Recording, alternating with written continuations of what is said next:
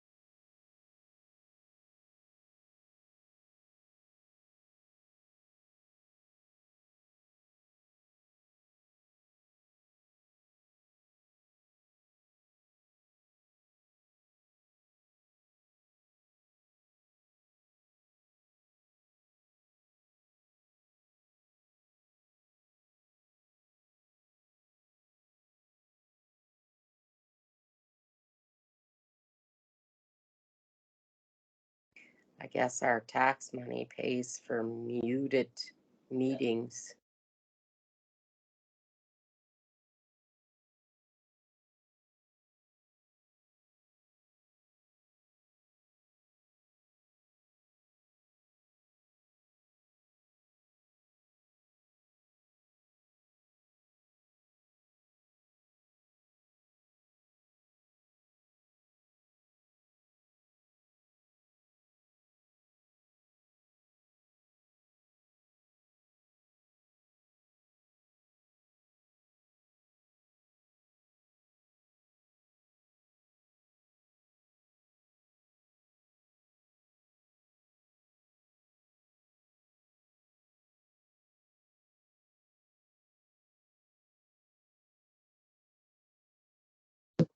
Yeah, you say.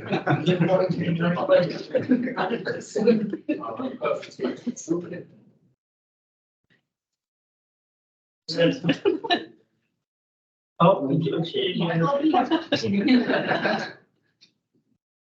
Thank you.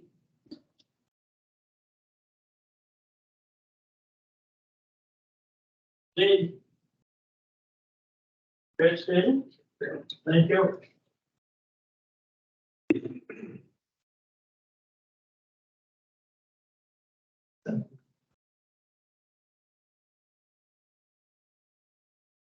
Let's be there. Jeffrey's not here, and I don't want to accept. Oh, okay, it doesn't have to. It's up to that. Thank you, and thank everyone on our behalf, and again, it's just wonderful to be able to present a good news like this, you know, and thank you for taking the time that day, somebody still with us for that. Go ahead. Yes, and on behalf of Karen, I'd like to present this gift that you perhaps can share and talk on the program for you. In the picture, everybody. You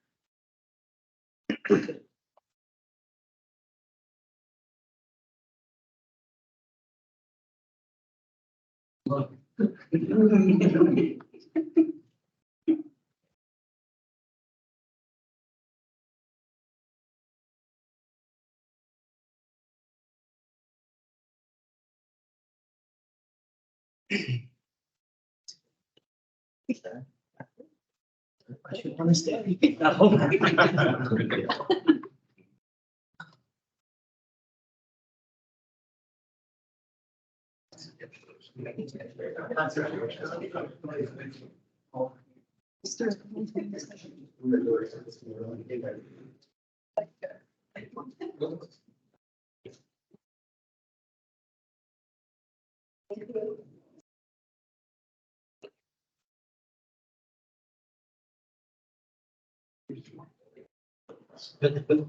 Get on the stage.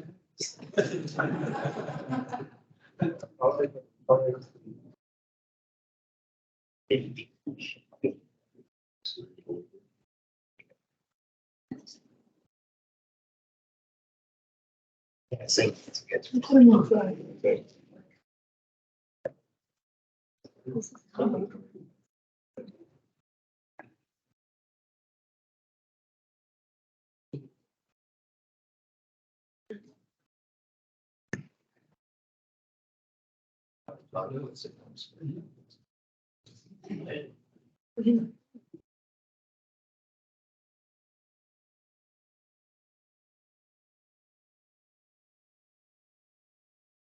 Okay, we'll get back to our agenda. That was the fun part. Right there, and Rick, actually, we have one more received information here, our correspondence from North Nova Educational Center. Thank you for the diversity contribution from our county council here. Nice to see. I was at one of the graduations last week at Northumberland. Everything went well. Tremendous number of people walking across our stage between our two rural schools, rural and town, I guess, together now, and that went very well when I was at. Now we'll move on to number 7, the reports. The first report is on the Riverview Home Corporation update. Councilor Beaver. Thank you, Mr. Warden. Some of you may have seen some of this information I'm going to be presenting. It has been in the media last little bit. Way back in 2014, three disabled people took the province to court, finding that they had been discriminated against. I think it was actually last August, but a year later, they were successful. It's found that the province of Nova Scotia had discriminated against people with disabilities. And then they entered into a process of negotiation with the province to come up with what they now refer to as a remedy. Remedy was formally agreed to, I think, March this year. And then it had to go before a judge, as it's a court-ordered remedy, specific timelines on. It's a 5-year program to move all disabled residents from what they refer to as institutions and closure of those institutions. Each of those residents will then be housed in the community in a group home, if you want to call it that, no larger than 4 people. Some will be 1 person. Okay. Some will require a great deal of support, some less support. But they all require some support. I think the clock on that 5-year time period started June 7th this year. To get a firm answer, it's around there. This will mean that the Riverview Adult Residential Center, as we know it, which currently has 33 residents, will be closed. Okay. It also means that the 3 group homes that we have on the site that each signed and house 8 individuals will have to be changed to 4. There's going to be a lot of changes. One of the fundamental changes is that the money that currently is allocated to Riverview Adult Residential Center, for example, will be actually allocated to individuals attached to them. They will get to decide where they want to live, what they want to have for support personnel, what supports they feel they want. That's quite a significant change. We currently have 33 residents at the Adult Residential Center. It's been dwindling over the last year and a half, mostly through people passing away. We have a fairly elderly population. So those 33 plus at least 12 more from the 3 individuals. So roughly 50 individuals that we will have to find housing for. That's going to be a challenge. We've known for a while this is coming. We have moved some people into group homes over the last 2 or 3 years. I had mine on a couple of properties recently, but the department wasn't yet ready. Department of Community Services wasn't yet ready to approve it, and so we lost those opportunities. But we are and will continue to search for suitable properties. We had a meeting planned with the Community Services last Thursday, the 29th. But that got postponed. Some of this information I hope to be able to have and share, and not yet have. I want to particularly touch on the fact that the building will be closed. And technically, we 6 municipalities own that building. There's a mortgage on it worth about $26 million. It was heavily renovated, starting around 2010, I believe. Started in 2013, 2014. The building itself is in really good shape. Could have other potential uses. And that might be some question as to who actually owns it. One of our board members feels that we own it and probably sell for 45 or 50. Realize profit. Not sure if the province is going to allow that. Because that wants to put up all the money. That wants to pay the mortgage. We don't pay the mortgage. Anyway, I'm open to any questions I might have. It's an ongoing process. It's going to evolve. It's going to evolve for the next 5 years. We're hopeful that we can move Many of the residents have sooner than that. You don't want to play chicken with the deadline.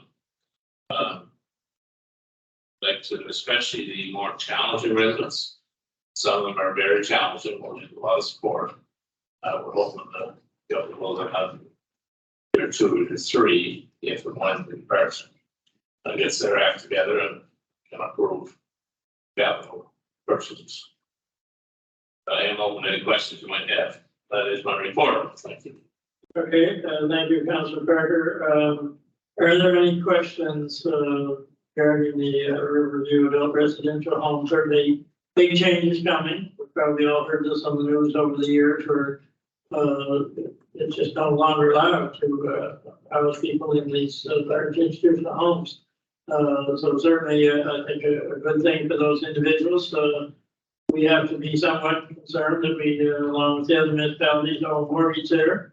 But yet the province, you know, we put no money into fixing up and there's some saving for sure. So that'll all be worked out. I guess the important thing is that individuals you looked after, and as Councilor Dave Parker said, you know, move on sooner rather than later. Don't wait until the deadline's written. You're there rushing around looking for homes for these people. So it's a good news story. I think that it is going to be a big adjustment for our whole world here in the county in the way that people have lived in the past. But and I don't see any hands going up, or I see Councilor Rose. You go ahead, Councilor. Well, just a quick question, Dave. I was just wondering if some of the residents there, are they gonna have any kind of, you know, sort of emotional thing over this happening? Because some of them, you know, they're pretty close in there, and to take them now forward to a house, do you think there's gonna be any problem there? That certainly is a concern of the board and the staff. Some of them, you know, may say they want to stay there. That's not going to be an option.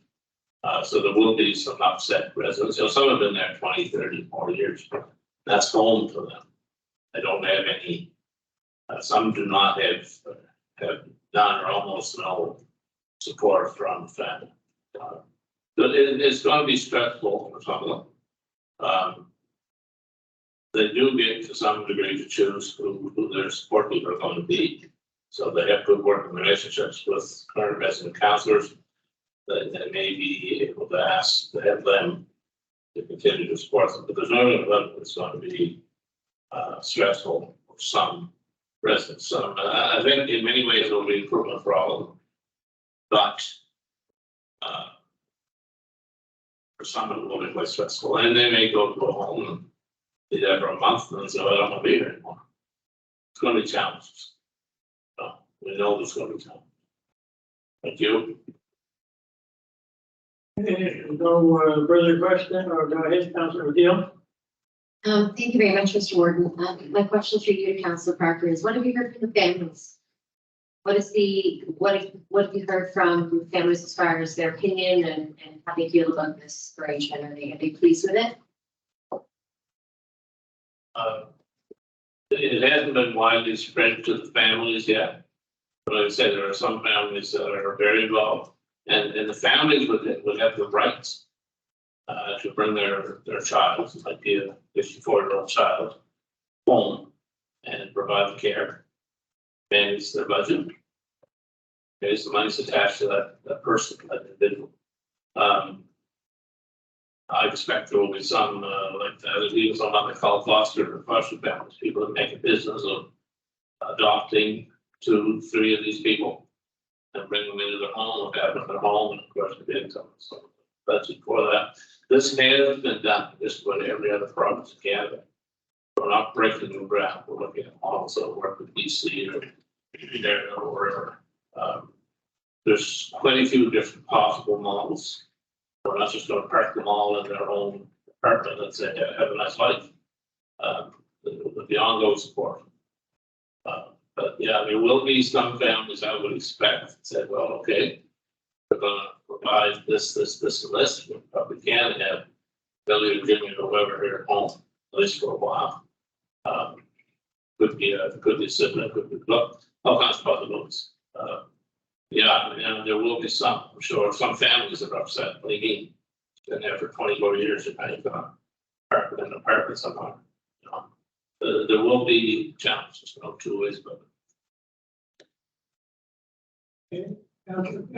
Yes, that's great. Thank you. Okay, so if there's no further questions, on, that subject, we'll, move along to our next report, the Valley View Villa, update, and Councilor Butler.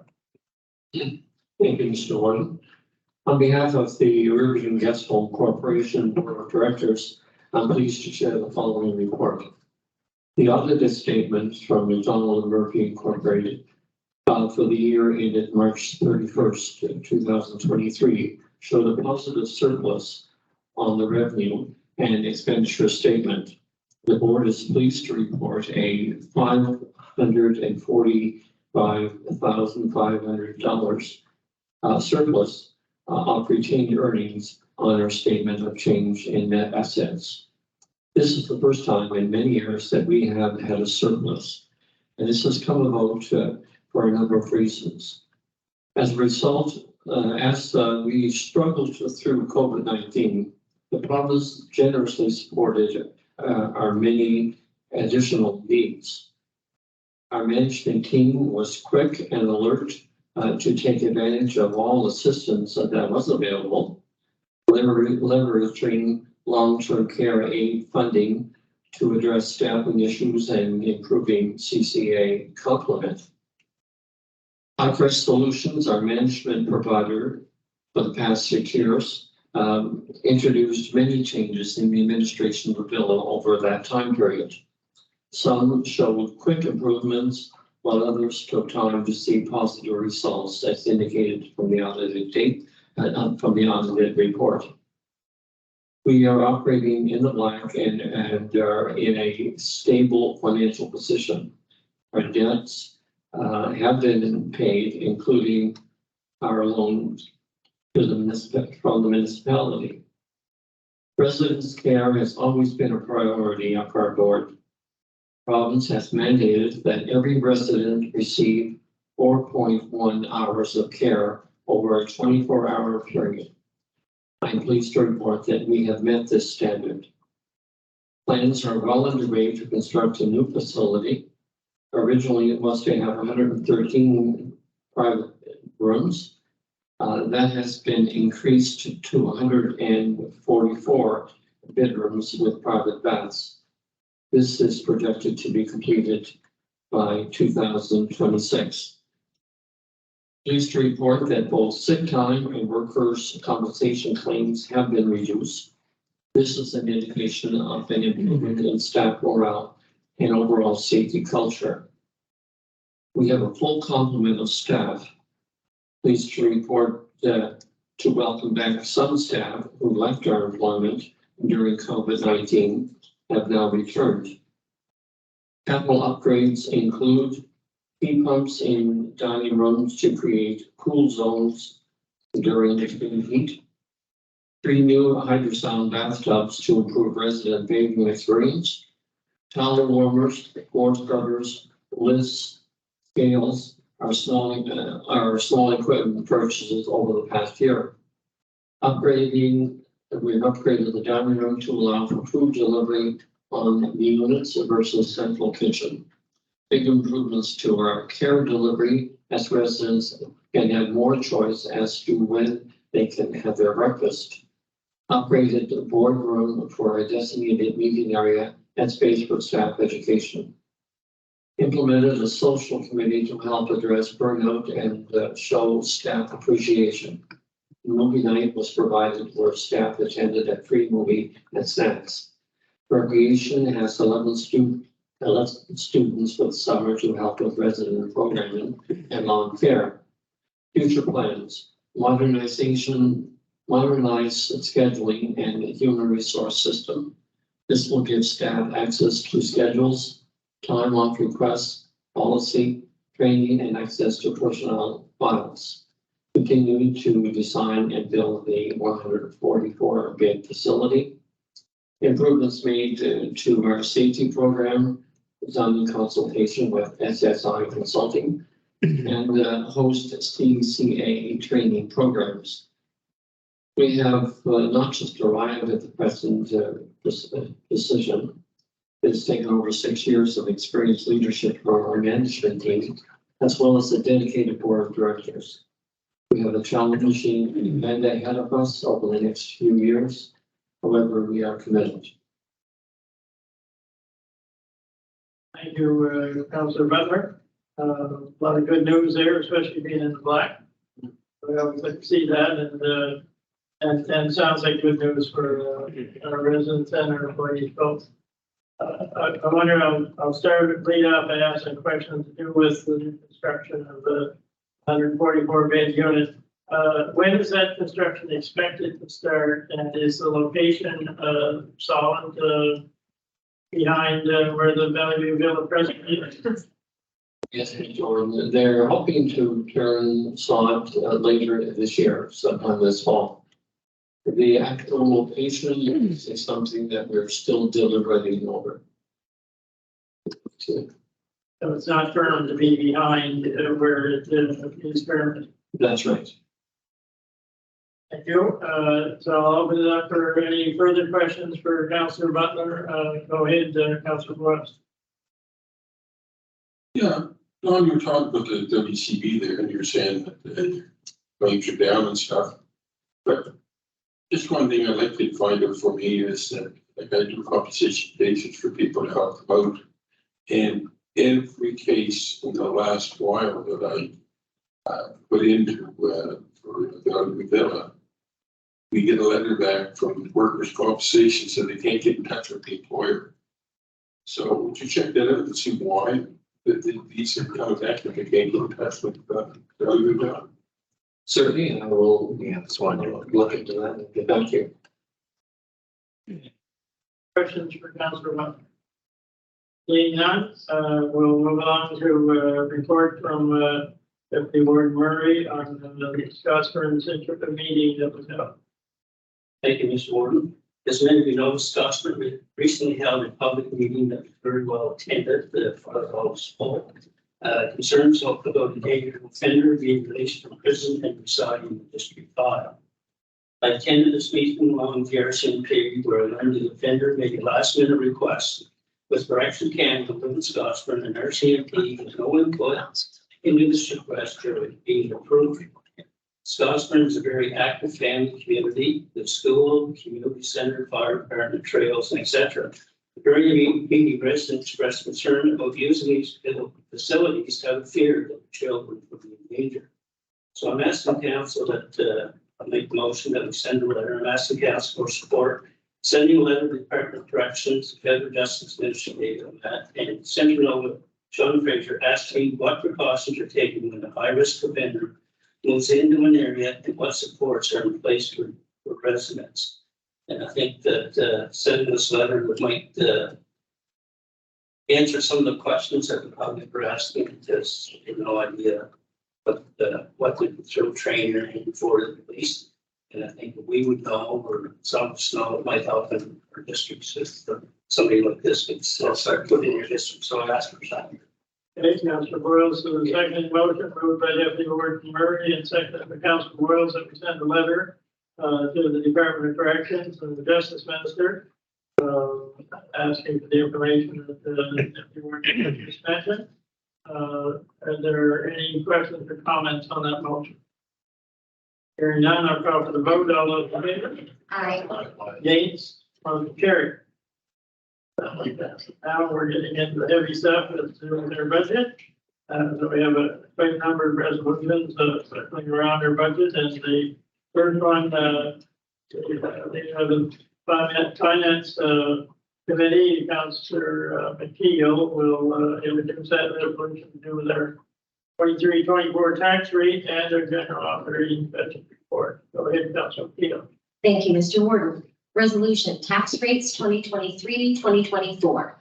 Be it resolved by the municipal council that the estimated expenditures of the municipality of the county of Pictou for the fiscal period April 1st, 2023 to March 31st, 2024 is approved in the amount of $23,277,798.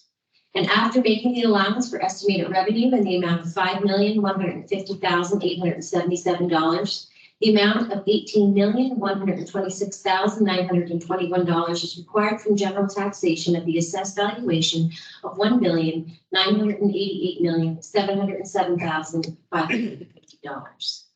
Therefore, be resolved, the tax rate for the fiscal period April 1st, 2023 and March 31st, 2024 is set at 81.5 cents per $100 of assessment for residential and resource property and at $1.82.5 per $100 of assessment for commercial property. And be it further resolved that the rates and taxes for the current period may be collected by warrant of distress without further notice if not paid on or before the 16th day of October 2023. With all costs and expenses of levy and on all proceedings incidental thereto. And further, if the said taxes are not paid before the 16th day of October 2023, an additional penalty charge will be payable in accordance with the municipality's interest rate policy. Dated effective Nova Scotia this 4th day of July, 2023, signed by myself, Councillor Darlene McKeel, and seconded by Deputy Warden McQueen. Okay, you've heard the reading of the resolution to do with our budget for the 23-24 year, and that the tax rates will stay the same as last year, 81.5 per $100 assessment, and for residential, and $1.82.5 per $100 assessment for commercial. And it's a $23+ million budget of expenditures and revenue to give us a balanced budget. So are there any questions, concerns on that resolution? Go ahead, Councilor Watt. Thank you, Mr. Chair. As discussed, the member finance meeting, we still want to thank staff for the enormous job they did, and the amount of work they put into the budget. 2 years ago, we implemented the program to assist our underfunded audit departments, and I did not agree with that at the time, and I still do not agree with how we came up with the taxation funding.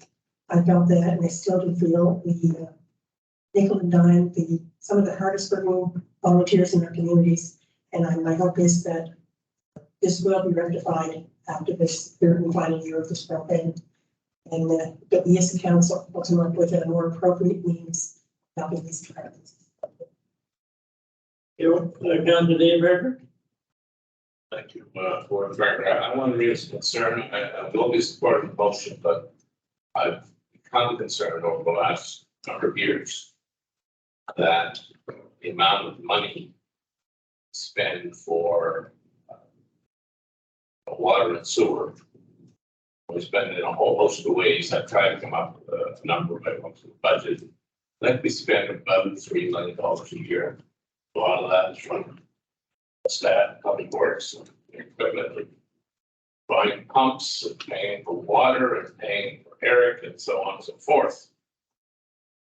That is taxed from the general public. But only about 1/3 of our residents get any benefit. 2/3 of our residents, including just everyone in this room, are in fact subsidizing water and sewer expenses for the 1/3. Okay. Now, so well, that's how we keep the costs down. Back when I became a councillor, you could probably get a well for $4,000 with septic system, but not a whole lot more. Today, the well is going to cost you 3 times that, and the septic system is going to cost you 4 or 5 times that. So you're looking at $30,000 away for a well septic for a home, and they don't last forever. They have to be replaced. They have to be serviced. And we expect the homeowner to cover all of that cost. And you're lucky enough to be in a service area, water and sewer. Together, both. Well, you pay $2,500 up front, then more or less on the county after that. There's great imbalance there. So I will be bringing forwards, not for this year's budget, something for next year's budget. Some type of program where we can assist. Because those people are paying, a typical home, they're paying $250 a year. $2,500 over a decade, that's up.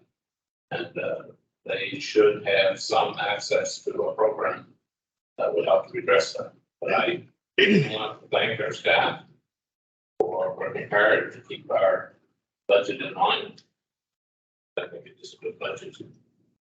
task force and addressing some of the inequities. Thank you. Okay, any further comments on the resolution to do with the budget? Don't see any, so I just ask everybody to remember that probably not everything in this budget pleases everybody.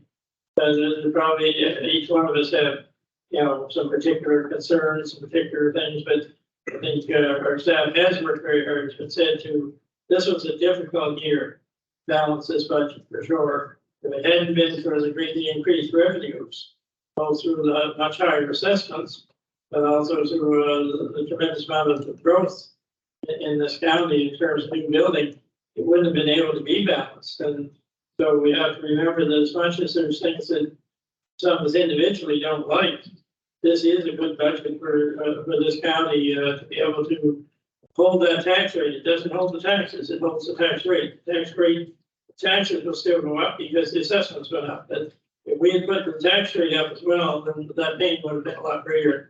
So with that, I'm going to call for the vote. All those in favor? Aye. Against?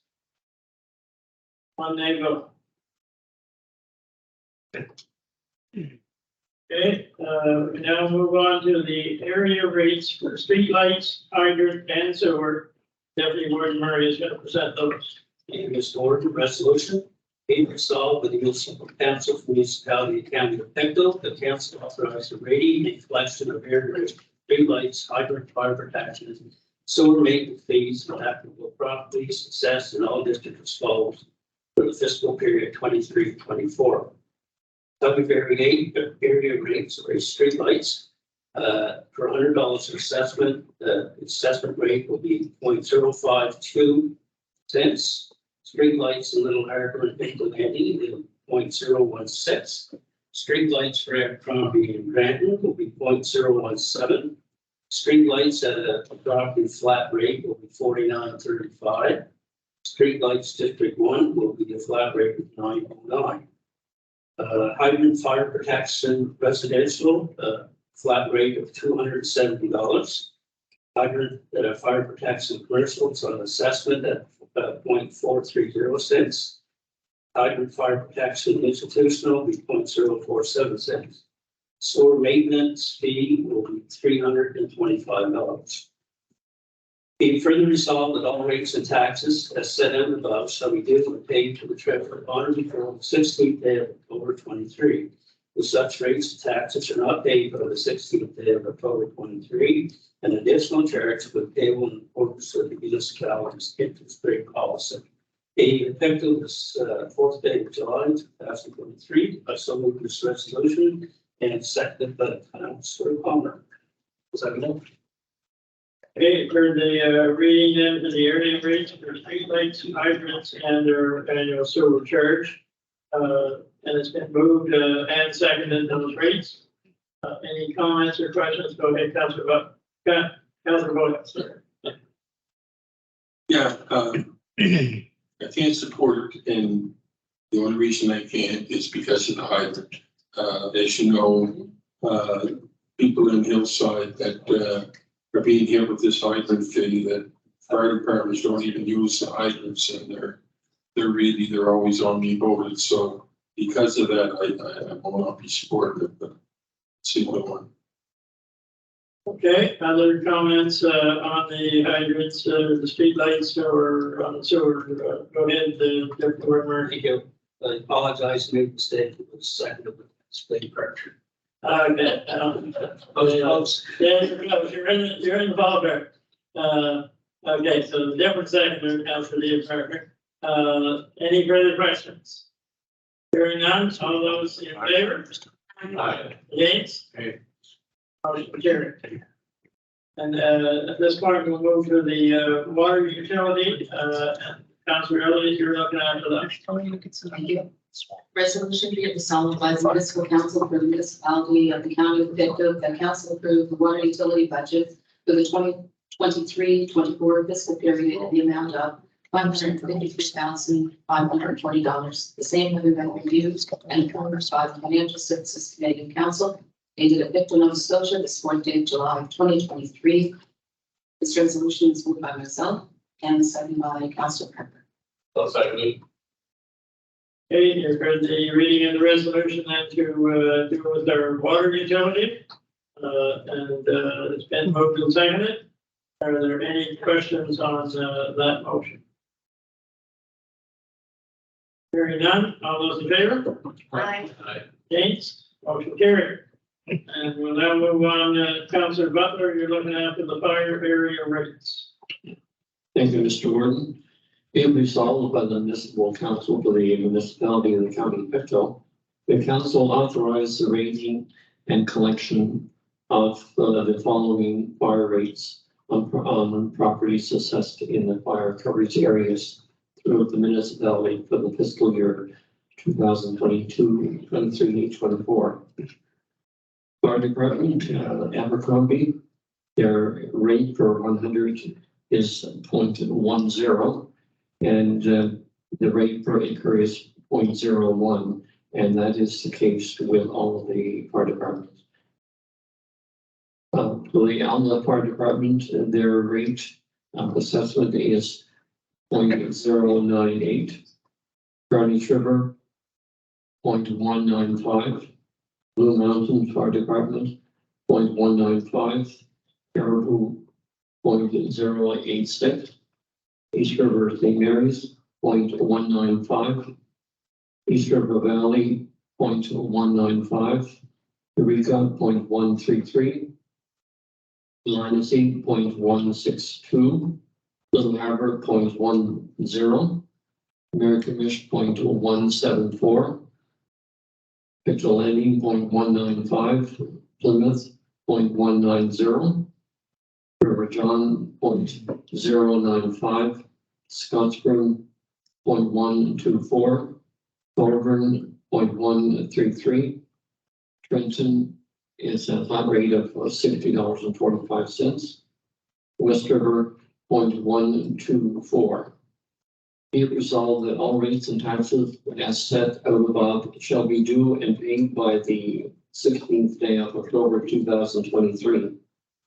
If such rates and taxes are not paid by the 16th day of October 2023, an additional charge will be payable in accordance with the municipal interest rate policy. Dated Pictou, the 4th day of July 2023. I so move. Second. Okay, Councillor Gross, thank you. And I'll just note before, call for the vote that, like our municipality here, assessments went up around 7%, 7 to 8% because of the inflation rate and, as well due to new construction. So the fire departments are in a similar position to our council here that, even though they might have the same rate as last year, there's an increase in their actual fund between 8 and 9%. Because of the increased assessment, that is based on assessment the same as ours. So there is a healthy increase there for our fire departments. So that motion on the fire rates has been moved and seconded. Are there any questions? Go ahead, Councillor Boyles. I was just wondering on the Trenton there, the 60-45. Trent's putting the water up. Is that going to, Serena going to be proper? We're all right this year.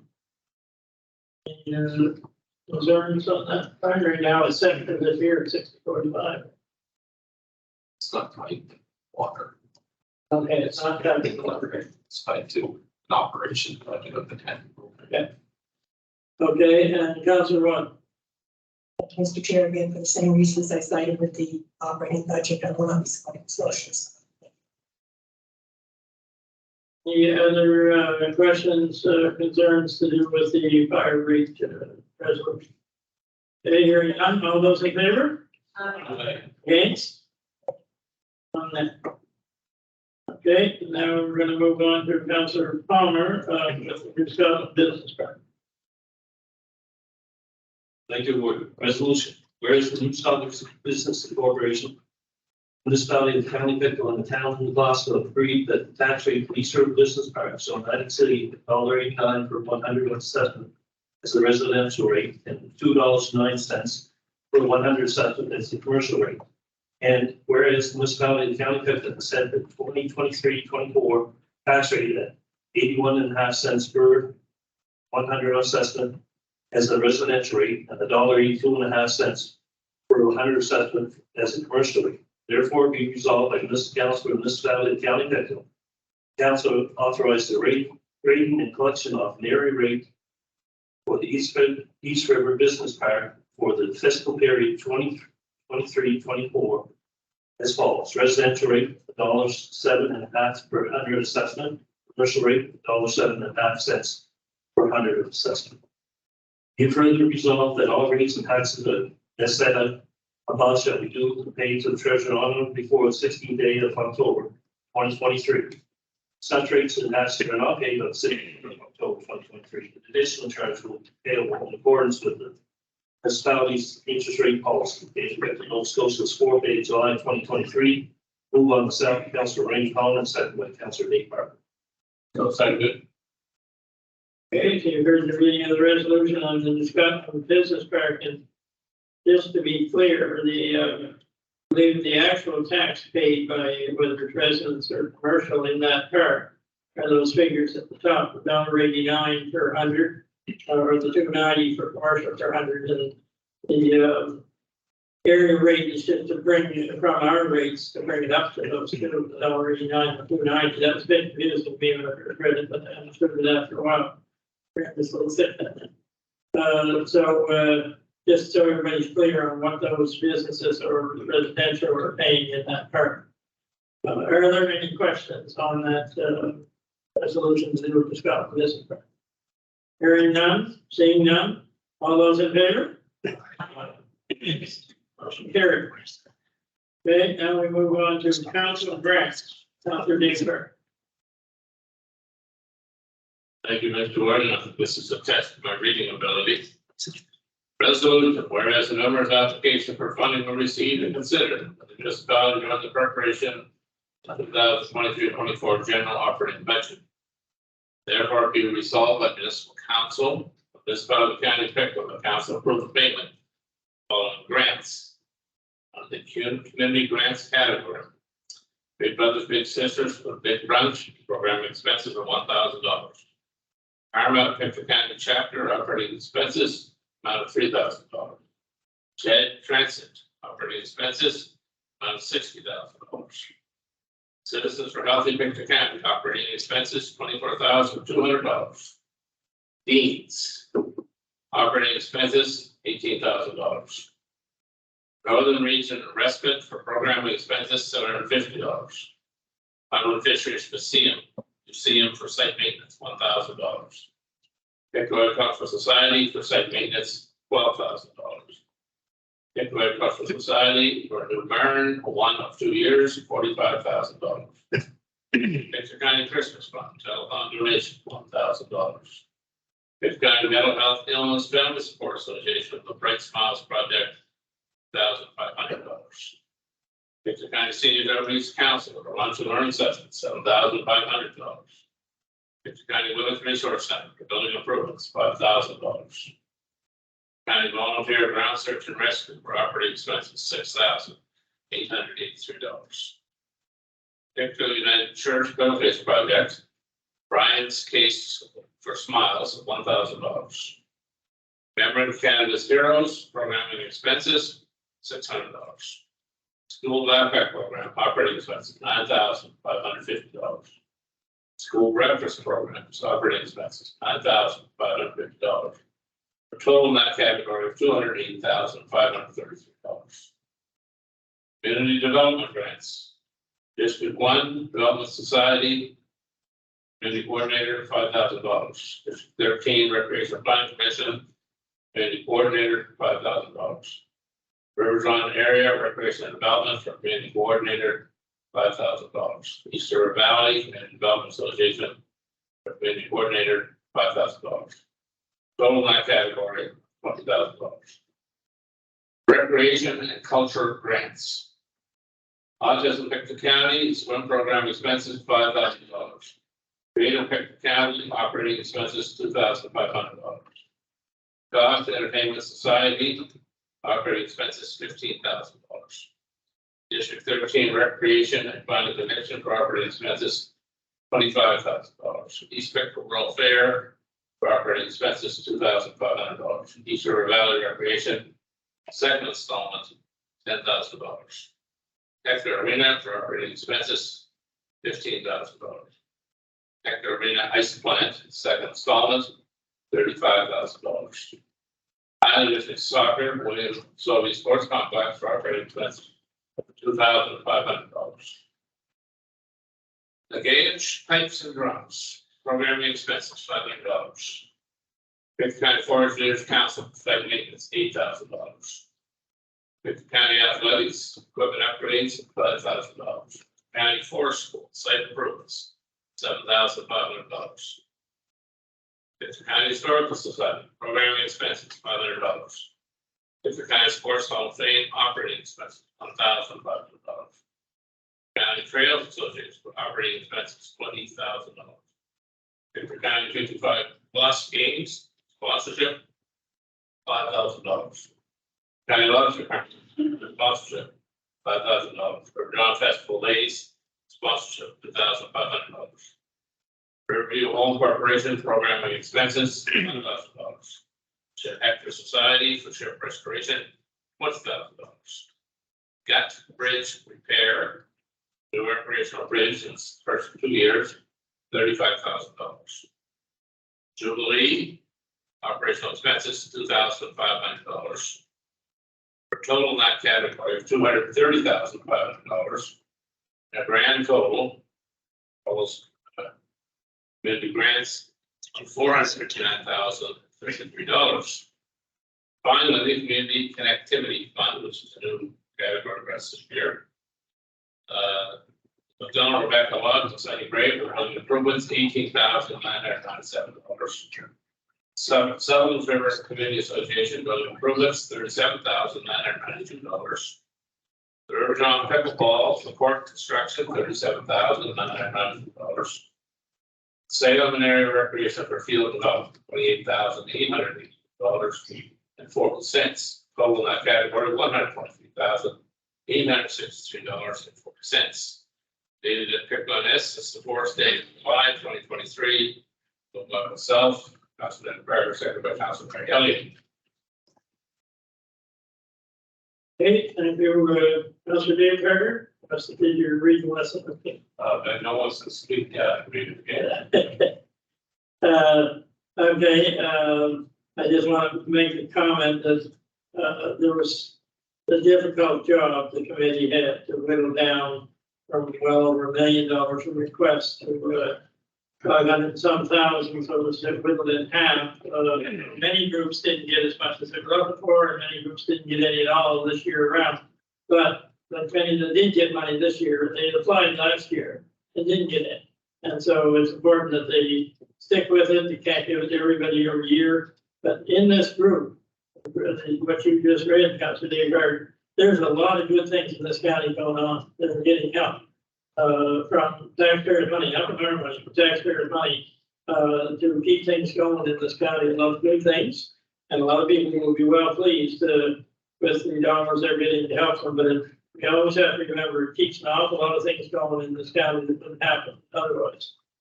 Go ahead, Councilor Dave Berger. I just want to report that Union Center Community Hall had applied under the final category there, Community Activity Fund. They were not successful in getting any provincial or federal grants. That's one of the conditions here. So I think they were granted something like $18,550. That's been removed from this category because they didn't no longer qualify. So just because we are approving it here doesn't necessarily guarantee that it's all going to get spent. Okay, so I mean, did we have a mover and second or not? Yes, it's very open. Okay, so are there any questions? Go ahead, Councilor Thompson, first, and then Councilor Williams. Just on the Union Center project. I think it's a mistake not to have them in here. Because typically when you're doing grant applications, you're looking for the first yes. And you can take that commitment and go back to provincial governments. Our municipal government is willing to put in our share of that money. I think it's a mistake to take that out. Go ahead, Councilor David. First of all, I appreciate that advice. Secondly, we're having a meeting tomorrow night, go back up, reevaluate and see where we're at. May have moved a bit too quickly. The building does require a lot of. But I believe the community spirit is there. But I have another go at it, you can expect to hear probably next year at the very least. Thank you.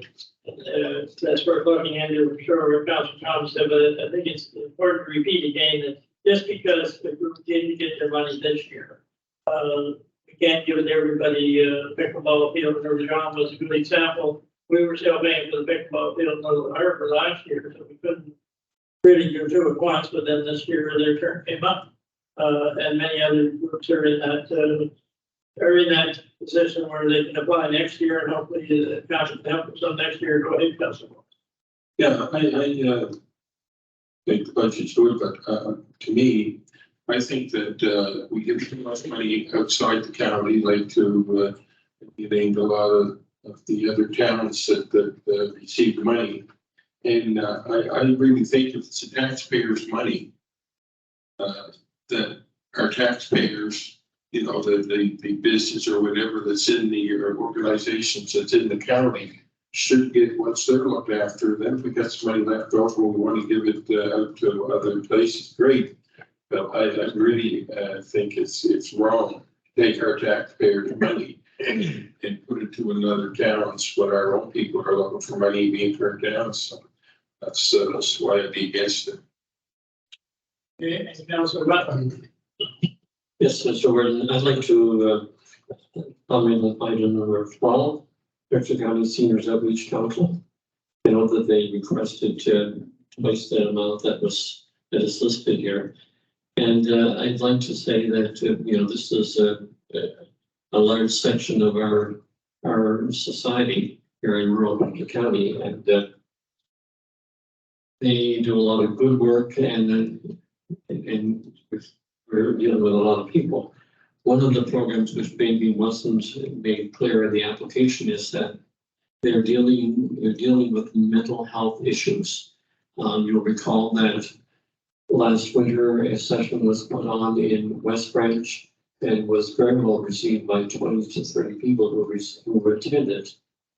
And built upon the success of that particular response, plans are in place to duplicate this in 15 other rural communities throughout Berkshire County.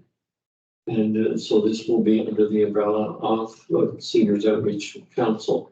So they do a lot of good work, and really, I know that we have a tight budget, but I do want to express my disappointment, the fact that they only received 7,500.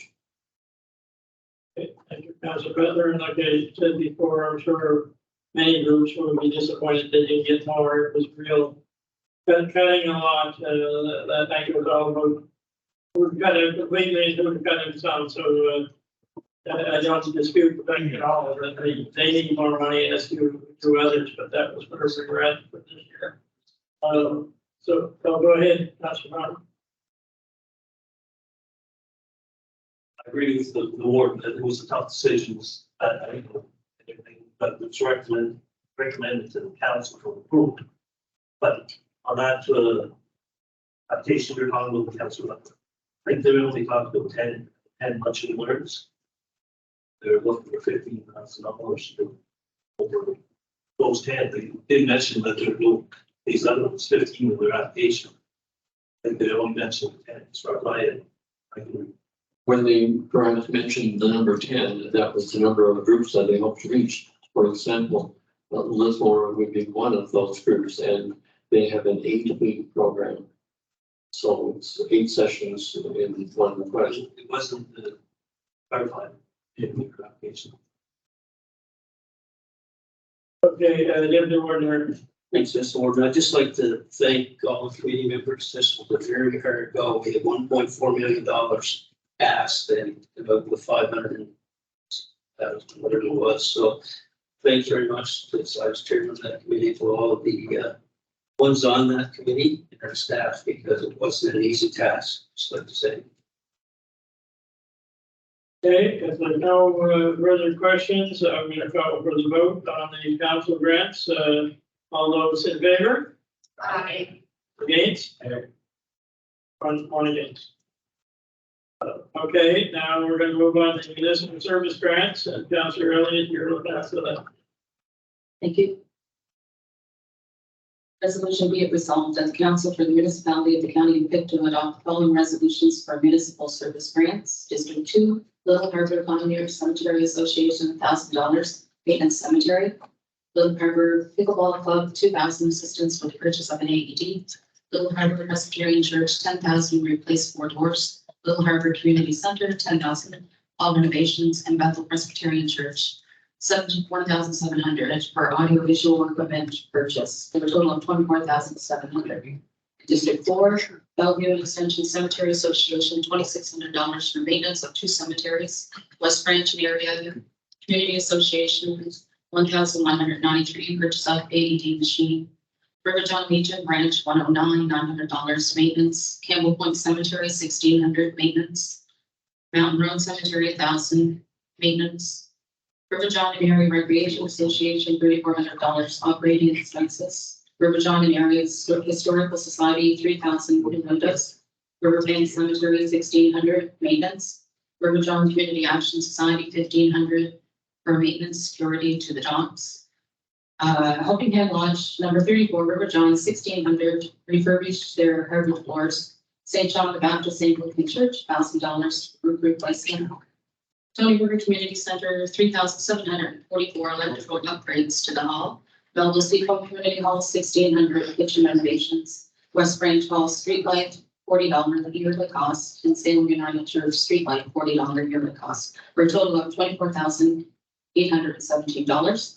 For District 5, Bethel Presbyterian Church, 14,000 accessibility improvements. Lawrenceburg Hall Society, 6,100 hall improvements. Elmfield Community Center, 4,100 hall improvements. Scottsburn Fire Department, 8,120 covered shelter for the pond. Elmfield Hall streetlight, $40 yearly cost. Edible Hall streetlight, $40 yearly cost, for a total of $34,400, dated in Pictou, Nova Scotia, on this 4th day of July, 2023.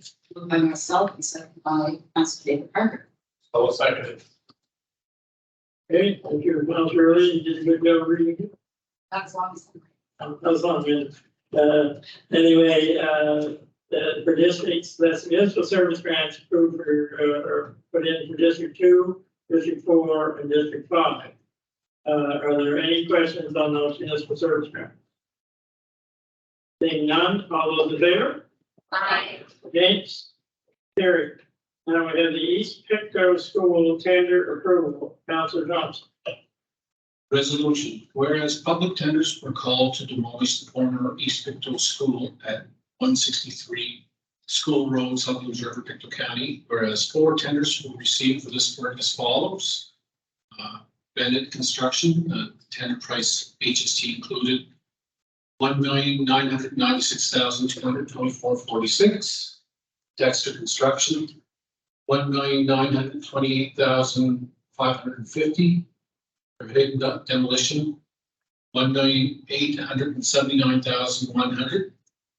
And budget demolition at $1,579,525. Whereas the Director of Public Works and Development has reviewed all proposals and confirms compliance with tender specifications. Whereas the Financial Services Committee supports the Director of Public Works and Development recommendation on award to the lowest bidder. Therefore, be it resolved by the Municipal Council for the Municipality of the County of Pictou, the Council accept the bid submitted by Budget Demolition in the amount of $1,579,525 for demolition of the former East Pictou Rural High School, and authorize the execution of a contract between the municipality and contractor for the work. This work dated in Pictou, Nova Scotia, this 4th day of July, 2023. Moved by myself, seconded by Councillor Don. So second. Okay, you've heard the reading of the resolution then for the demolition. long awaited, I guess, demolition of the East Pictou School. Once we pass this tonight, that will, hopefully that will take place, so we're waiting for it to happen. So are there any questions? Go ahead, Councilor Brewer, on that resolution. The committee, I'm going to vote against it because reasons that I stated was a budget demolition people. I never heard tell of it before, although there may be a number of companies in Nova Scotia. The only thing I can hope for is maybe they'll pass some of the work on to our local contractor for everything. Thank you. You, Councilor Brewer, and Councilor Elliott. I will not be supporting motion either because of that same issue. I feel that I'm disappointed that it's not a local contractor that's getting us, but I do realize how it works because I questioned it and has to be the lower bidder, but that doesn't change my disappointment. And Councilor Lawrence. Yeah, same thing. I won't be supporting it for the same reasons. I mean, it's, so it's out of the province altogether, and we get people right here in our backyard that use it's good, so. Yeah, I know we're stuck there, but I'll be over against it. Yeah. Thanks, Councilor Beal. Thank you very much, Mr. Warden. As I said spoke in, budget meetings, prior to there last weeks ago. I will not be supporting it as well. I think we need to do something where we, Pictou County first in our budget or our tenders, where, you know, I'm sure we can do it off with preferences given to local contractors. I think moving forward, as Councilor Brewer said, hopefully that budget demolition, you know, spin off some jobs here for local contractors and also that's the reason I will be supporting it. Thank you. Okay, thank you. Any further comments? Go ahead, Deputy Warden. Thank you, Mr. Warren. I just wondered for staff to stay in and explain why we have to take the lowest here. I think that's very important. So, in essence, you put the municipality put the school out for demolition, indicated to all bidders what the situation was, and they did all of our specifications. So they're bidding on, they all bid on the exact same thing. So under basically contract law, asked them to submit. Basically accepted the terms that you put out. On the local preference, local preference is allowed, but the threshold limit has been exceeded, so you cannot, under basically provincial law, federal law, you cannot award preference for local because the threshold amounts have been exceeded. Therefore, if we did that, we would be fined from, or could be fined or sued for lower bidding. You would open yourselves up to litigation.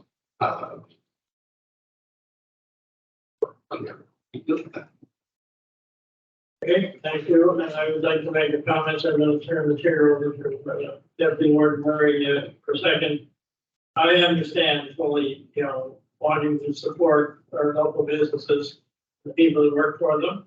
But I also understand that, you know, we also have to run a fiscally responsible operation here. If we were talking a much smaller difference than the way our CEO makes it sound like it still wouldn't have mattered, but $300,000 is a lot of difference. And I think all of us would have trouble justifying that amount. I think to our taxpayers, regardless of the local input, otherwise I'll just put it out saying local only need apply. If that were the case in the future, and maybe we could do that, I don't know. But I think it's the dollar difference is maybe too great to try and find any other way to work around it. And it appears there isn't any way to work around it. But in the future, maybe we can put it, just say, well, it's only open to local bidders, but we will end up paying more, significantly more than we would have in this case. So I think there's a balance between, pushing it out to local versus the cost of the taxpayers. Those two have to be weighed. Thank you. Okay, I'll take over again. Go ahead, Rick. Even though we accepted or are accepting the lowest bid, it's not a sure thing that that amount will not change. I have a seat into things, if you work for other province, the 20,000 contractor coming in and doing that job versus a local contractor. I'll let her see it. Okay, that's There's no difference between the two. Disposal was to take place at Michigan Solid Waste. Didn't matter if it was a local company or company from outside, same rules apply. So we are billed by Picture County Solid Waste for everything that's taken the notice yet. In our previous discussion, did they not say that the company that was awarded or going to be awarded the contract did not have any dealing with our the dump itself here? So not in the landfill, like did they not say that they didn't, there was there a contract or something personal that the business themselves had done? No. Disposal is arranged by us through Picture County Solid Waste. So regardless of who gets contract, it would be the same fees based on the material. Okay, is there any further questions or comments on the demolition? Or go ahead, Councilor Thompson. The motion, I presented the resolution here, but it's time to move on. The people of East Pictou, they move on from this, and there's a lot of attachment to this building over the years, but it's in a pretty sad state right now, and we need to take the initiative to get rid of this blight right now. It looks like being part of control, so let's just move on. And that's what we're going to do, because I'll call for the vote on the resolution to award the contract budget demolition for $1,579,525. All those in favor? Aye. Against? Aye. And let's record the names. Councilor Keel, Councilor Boyles, Councilor Stewart, Councilor Elliott. 4 names. Okay. Motion carried. Now we move on to the other part about the pay for it. East Pictou School Loan Agreement, Councilor Diaz-Carter. Thank you, Board. Resolution.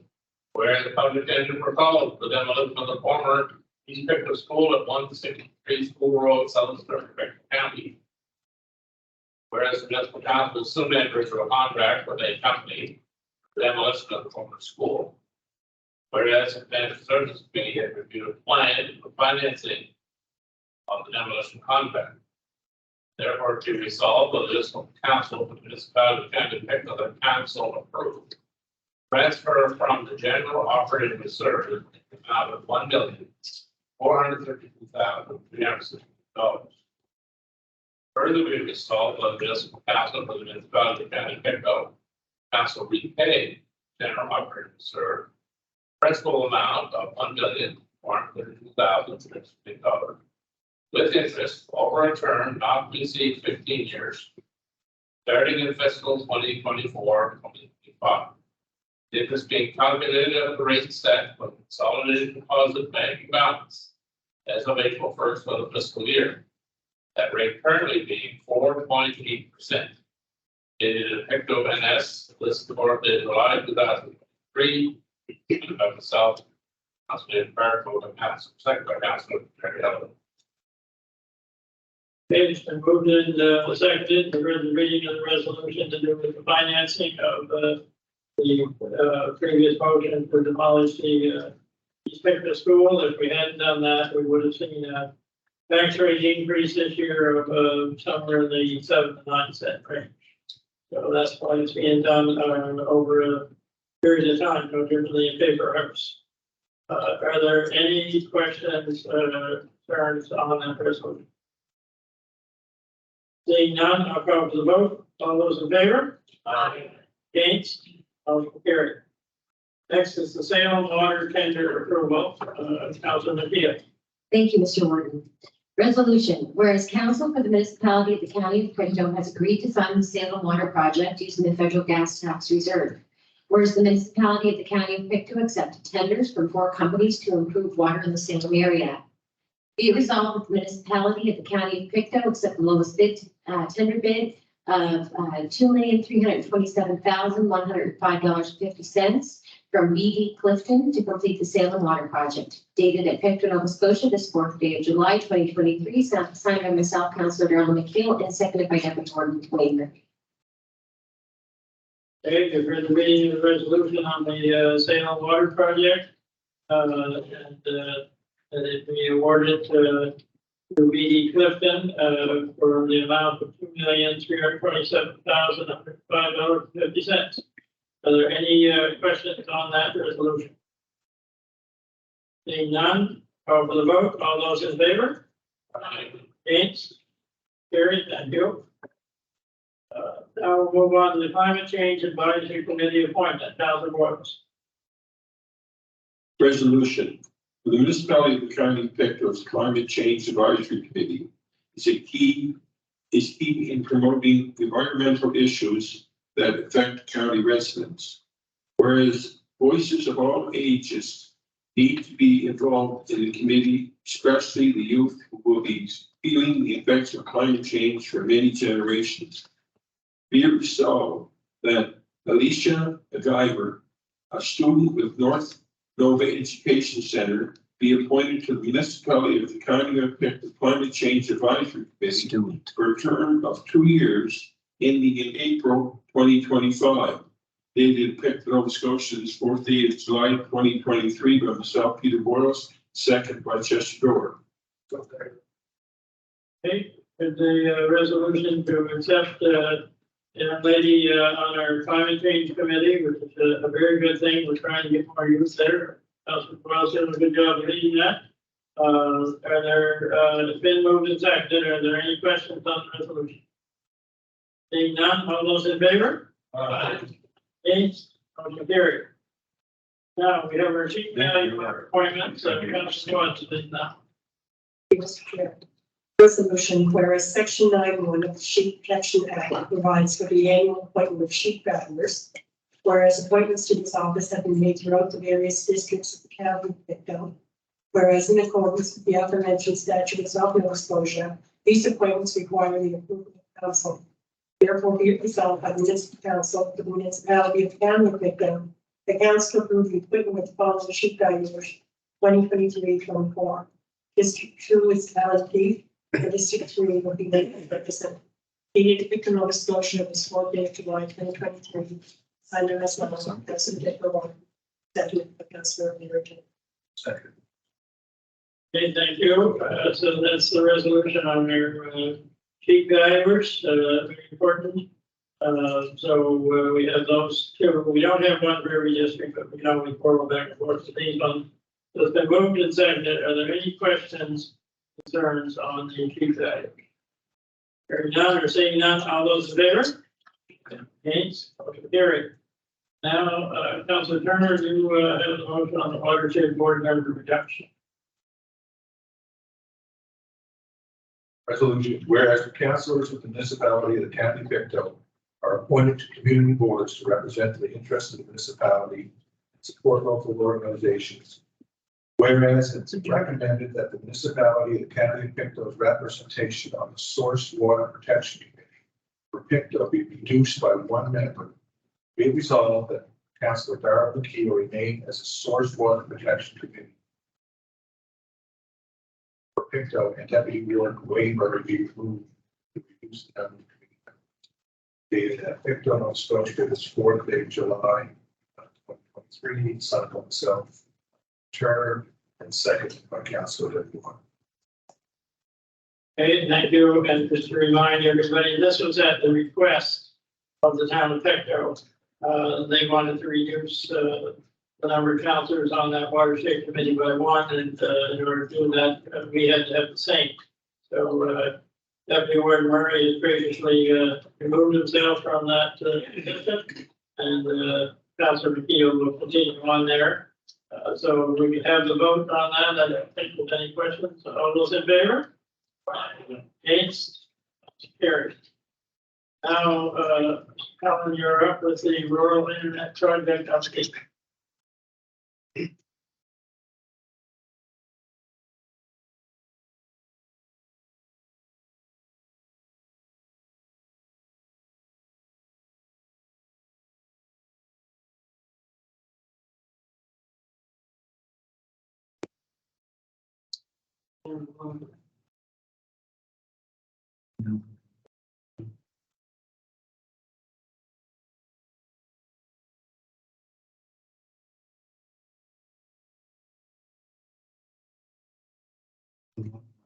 Yes, I'll let you believe.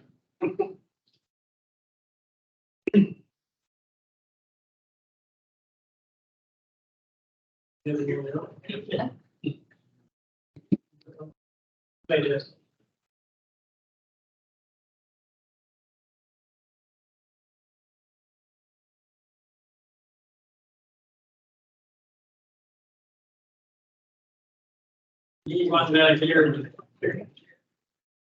Here's one way.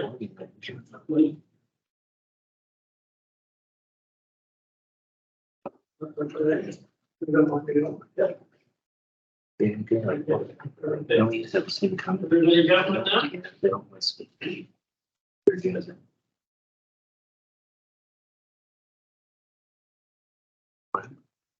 Okay, just some, I guess, high level things,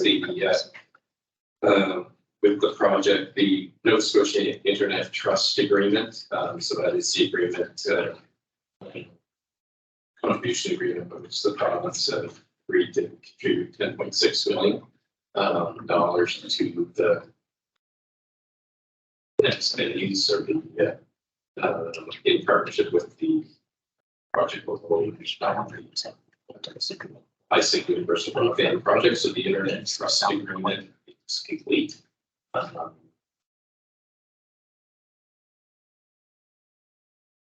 Between this company and them, terms and conditions are set on that.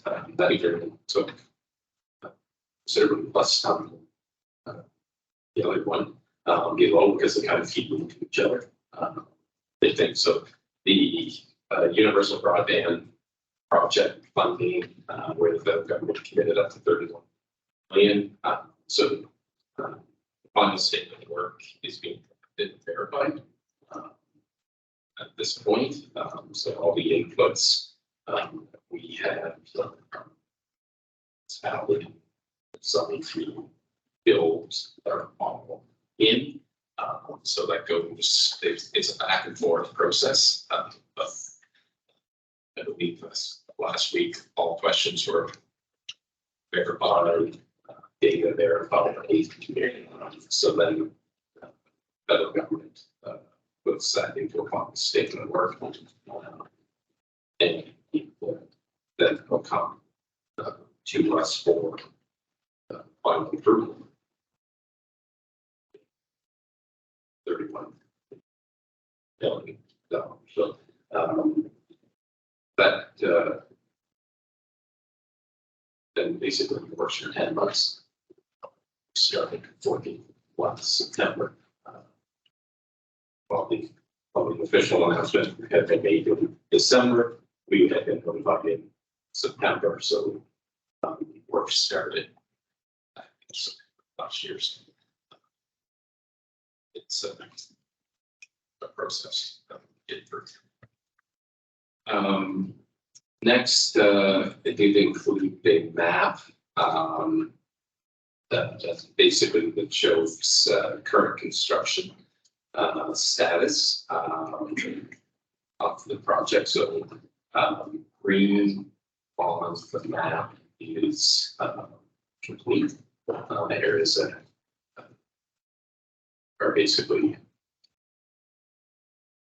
fully serviceable, strand. So the area that they're currently working on, and is the 6 Sunrise Trail from Pictou out to Golden River. It's under construction right now. Other areas, like, from here to Central West River, and the Central West River to Nanton are operational. Other areas that are coded as green are the Central West River to Alma. It's coded as green, wheat as is water green. Though for the majority of field work is complete, they're splicing wheat. The Alma area Central West River is basically the network has been provision, so the equipment on the network is ready. As is the locker room loop is actually being done this week. It's either tonight or tomorrow night, so we do that overnight. Keep the network open. I think as well. I think so. Those are the next 2 areas that will open up. Customers.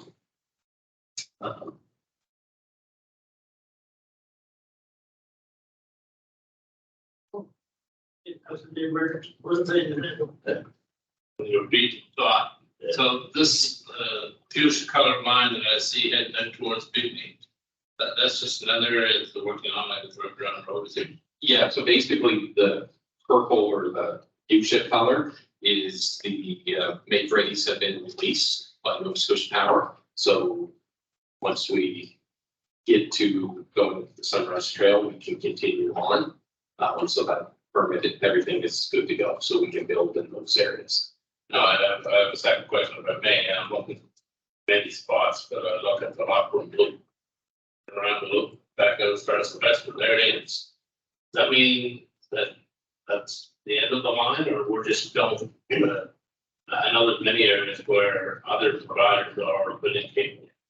Yeah, so what I should probably clarify, what this is really tied directly to federal and provincial funding. So there is what would be the Alma Road, it is considered served. There's already a service provider on there. It doesn't mean that we won't service it, but it's not a priority because we are trying to maximize the federal dollars as quickly as we possibly can. So it's not that those homes wouldn't be serviced by us at some point. They're just not there. The make readies aren't approved yet either. So we're going where we have permission to build. Thank you. Our aim is to serve all. The number of homes that will actually be passed under the federal program, it's about 4,600. But we'll actually be passing with close to 10, including around 500, 9,600, right? That we will actually be passing. So, but this just shows current state of construction. Sort of deal. Thank you, Mr. Warden. Speaking of underserved residents, I note that the blue line here is under construction at the Sunrise Trail. When will there be kind of John off that they're going to be doing, secondary roads and trunks and that sort of thing? When you come to Caribou? Yeah, so in essence, as make readies become available, the plan for that area is late 2023, quarter 1, 2024. It's kind of the time frame. Is that It just didn't make sense to, I guess the logic behind where you're Plainview goes, obviously where the big readies are, but I guess what is your logic on staying in those areas and kind of spreading the branches out of the fiber? Or is it trying to get main lines of fiber everywhere and then going back later and putting the branches out? Branches, but that's what I'm thinking, get like a tree. Yeah, no, as part of the overall build, like as we build out, there are mobile kind of hot locations that we will get to. And that's, once we get to those points, that will allow us to then do distribution off the main backbone. So it's kind of, we have to get to a certain point before we can even look to bring it off side roads, because we need the equipment in the field. That will talk back to here, especially in the west, it'll talk back to this building, and then be distributed. So it's kind of there's a sequence to how we Yes, will get there. And then, so. thank you. Take you on to the right. Sure.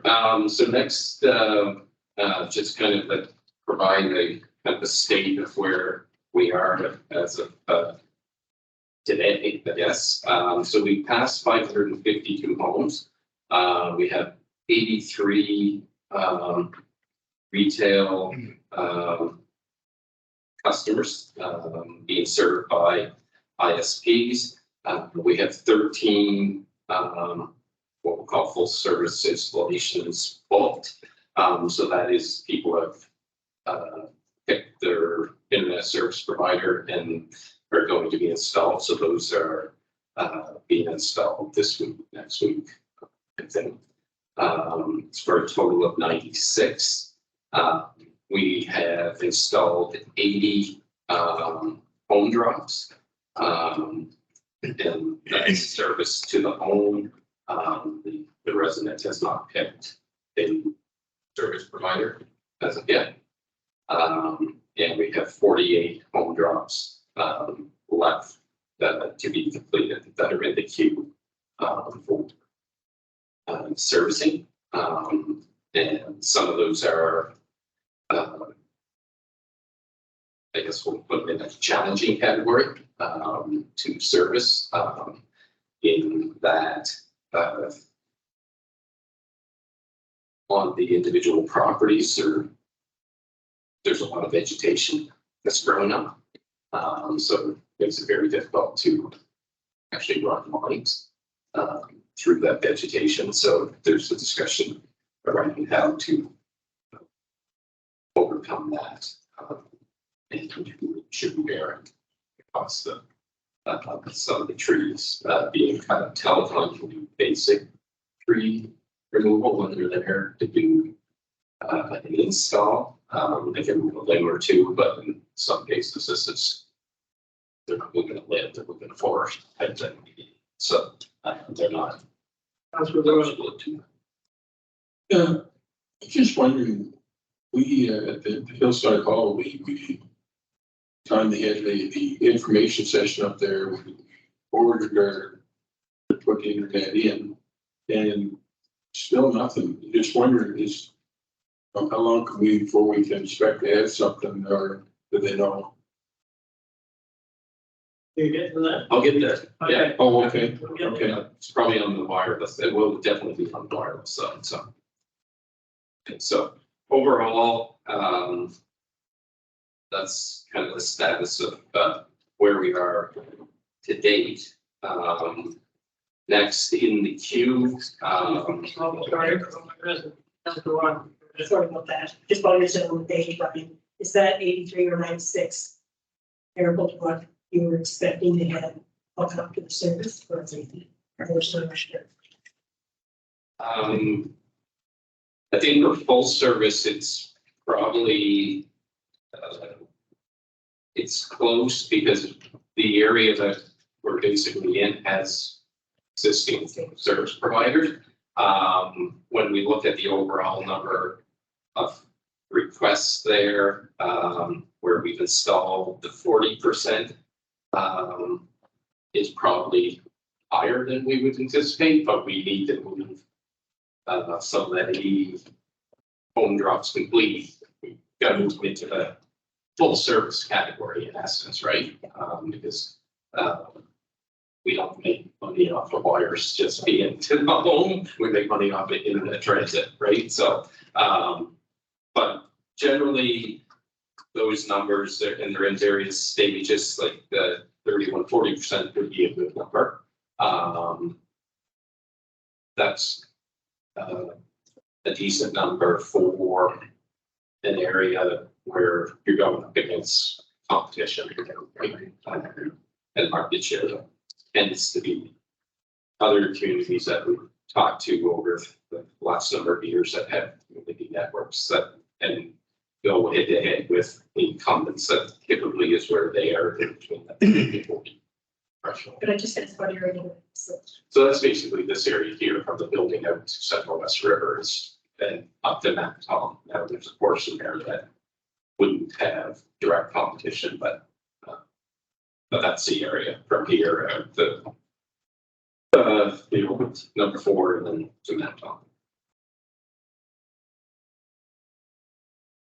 So in the queue, the Central West River to Alma, and on the kind of on the map, which was back a few pages, as you kind of go towards Glasgow along what would be wheel number 4, you kind of come to a break. So that's kind of the area that this is referring to, the 177 homes. That break is the rail line crossing. Almost to exit 21. So that's why there's a bit of a break there before continuing on to the next scope. But all the approvals are actually in on that now. So the telecom will be going back to actually finish that work. We actually have all the approvals. So then that'll basically link to the other side. There is some from there into Glasgow, there are various stages where they have some complete, some strand done. There's some of it is caused by make ready work. It's still being completed. And some of it is just splicing work that needs to be done. The splicing part is the, I guess, the tedious part of the project where they actually put all the fiber together. So as I mentioned, in the queue, there's 177 homes passed. The network has been provisioned from Central West River into that break. And the locker loop area, 86 homes passed. The network provisioning is happening this week, either tonight or tomorrow night. So that area will then be eligible, and letters will go to those 250, 260 odd homes in the next couple of weeks. When the service is there, and then completing Alma to Glasgow, 456 homes passed there. Estimation September for that leg to come online. 220 homes passed October of 2023. And Tony Berger to River John is expected to complete in November of this year. So those are kind of some rough timelines. I would say that timeline that you're seeing here is the timeline of the project team plus 30 days. So they're basically saying August, I'm saying September. Just manage expectations. Exactly.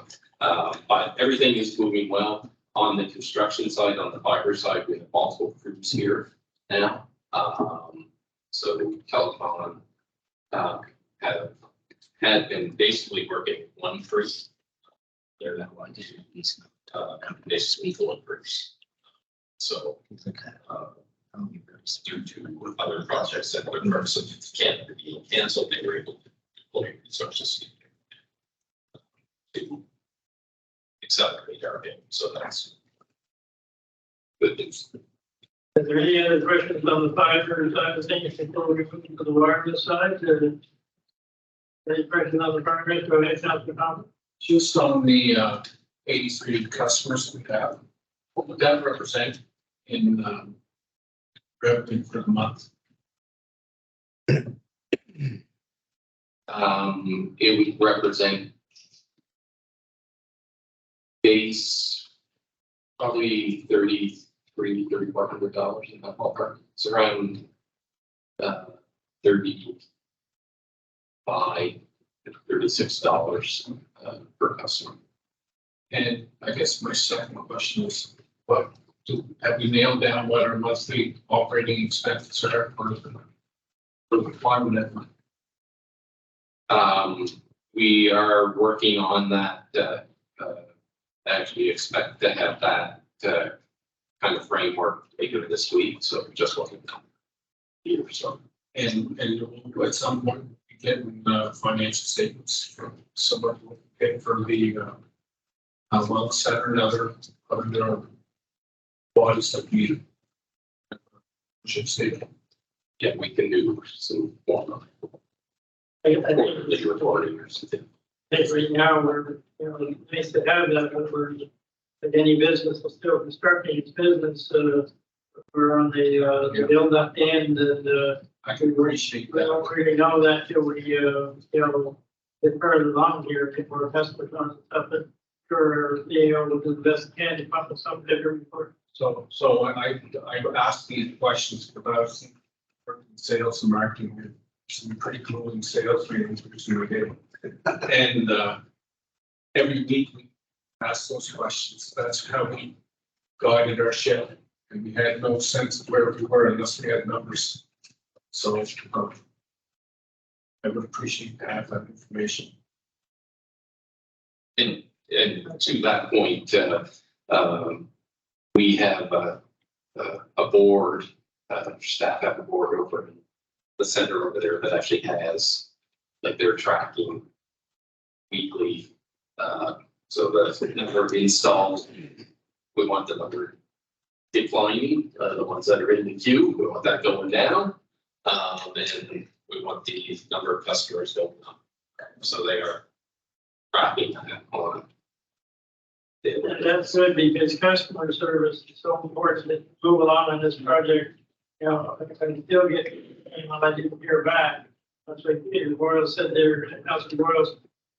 Customer service is so important that when people are asking why we're not getting hooked up or what of this or what of that, we need to have people who can answer those questions. And I guess at this point I'll ask you, Colin, about do we have that person in place yet upstairs with their person we're going to hire or whatever? Is that person in place yet to deal with the public? No, that will be very shortly. Somebody over there will be hiring a second position on logistics, which helps coordinate the installs as well. So those are both coming very short. So we full time as well. We'll have probably a support staff as well on the role of the project as well, because it'll kind of feed into the next topic, which is kind of the wireless as well. Is the right one clear? Okay, go ahead, Councilor Thompson. Just on the whole notion of marketing, at two ratepayers meetings, one in Barron Beacon and one in Plymouth last 2 weeks ago now. And both meetings had the same comment, is that they reached out looking for information and nobody's gotten back to them. So I think marketing, it's great to build this stuff, but you need to sell it. And I don't think we have near enough people to sell this. And that's just an observation based on comments after comments at my meetings. And we're frustrated on our side of the county because we're not getting fiber until 2026. So that's my frustration. But if we're gonna be in the business, better beef up your marketing and your sales because the other folks are already doing it. I totally agree. Okay, you want to go into the wireless now? Oh, sorry. Go ahead, Jim. And you just had one more question. Are we still looking at a realistic year of 2026 for District 2 building?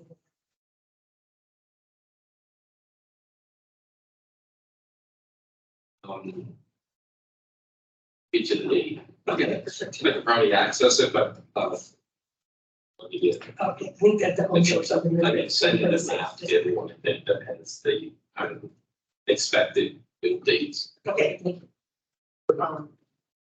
Just the support staff with the Brian talked about, all that money that's coming out of the budget for profit, is it? It's not coming out of the taxpayers. Yeah, so the project, the federal funding actually allows us to, Our own employees, is that what it is? there'll be new They hires, said we all pay them, but we can claim wages back, for basically what the project is. off current employees. Two are current, so we can actually bill their wages against CISIP funding. And then the additional people that we bring on will also be able to be charged against that 31 million as well, or the initial construction period. Right, once it, on that becomes an operational expense off the project. Okay, thank you. Okay, let's go ahead then on the wireless project. So the customer dashboard kind of on the wireless side, there are basically current sites that are provisioned, 640 sites where field testing has been completed. We currently have 67 customers on the wireless network. So 10.4%, and all of those are basically what we're deeming to be test customers at this point. So you can basically see the different technologies that are used, like gigahertz LTE service and then TV white space. The final wireless tower, I guess, serviceability, with 1300 on the LTE service and about 2367 on TV white space. So the target coverage is about 3680. People served. Also bearing in mind there is capacity on that network. So our business plan had always been that we would probably only have about 2,200 actual customers on that. So that is kind of the target. So all the towers are basically 99.9% complete. They're just waiting for final sign off on towers, which will happen this week, because we have to submit the final report on the federal funding that we received next week. So it has to be submitted by 15th of July. Because the project closing is the end of July. So it has to be in on July 15th, and then if there's any questions that have to come from, I said, it gives 2 weeks back and forth on that.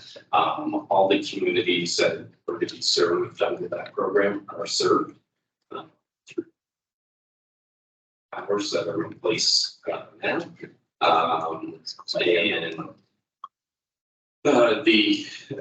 there is a specific requirement under for testing. Under the program, we didn't have to test every customer. It's a random sample communities. And all of those random samples of communities have been tested and passed to meet the threshold.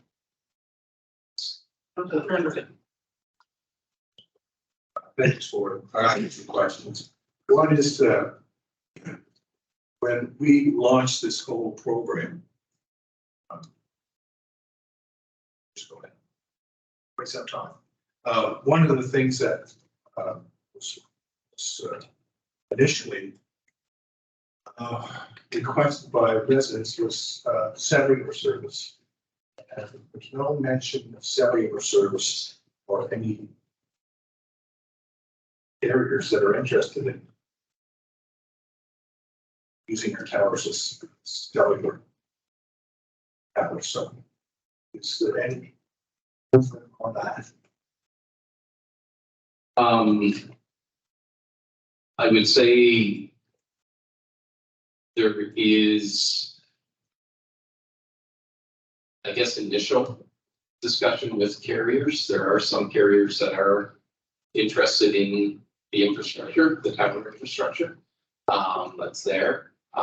So, but it's very preliminary. I guess I would put it at that, but there is definitely interest being expressed. There is another, I guess, movement kind of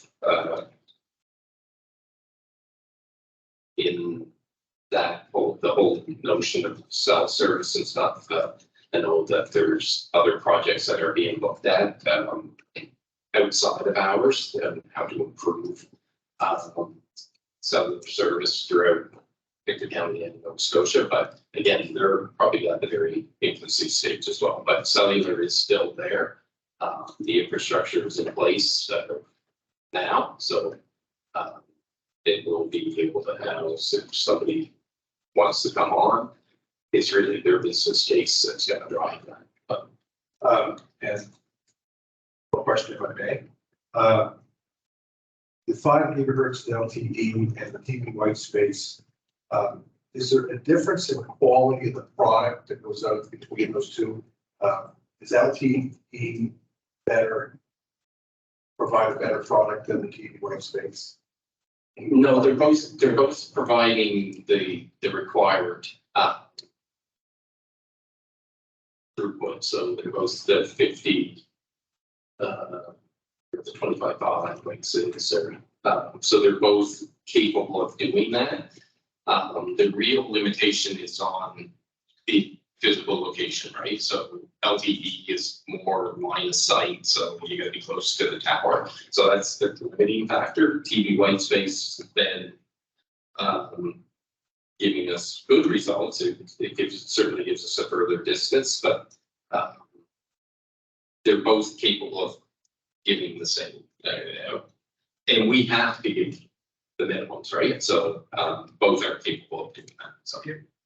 Thank you, Councilor Turner. I'm glad you brought up about the cell services from day one.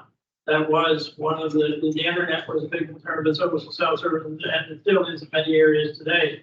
So now that we have our towers all up, then like our CEO said, it's a business case now for those companies. We're not in the cell service business, but for those companies to look and say, well, there's towers there that backfeed greatly improve the service, nor do we want their own. And that would be their choice, their business choice, but I'm glad you brought it up because we don't want to lose sight of that cell service. No, because if there's no uptake on it, I mean, if there's no business case, then there's no, what's the alternative? Yeah, If they decide there's no business here, just walk away.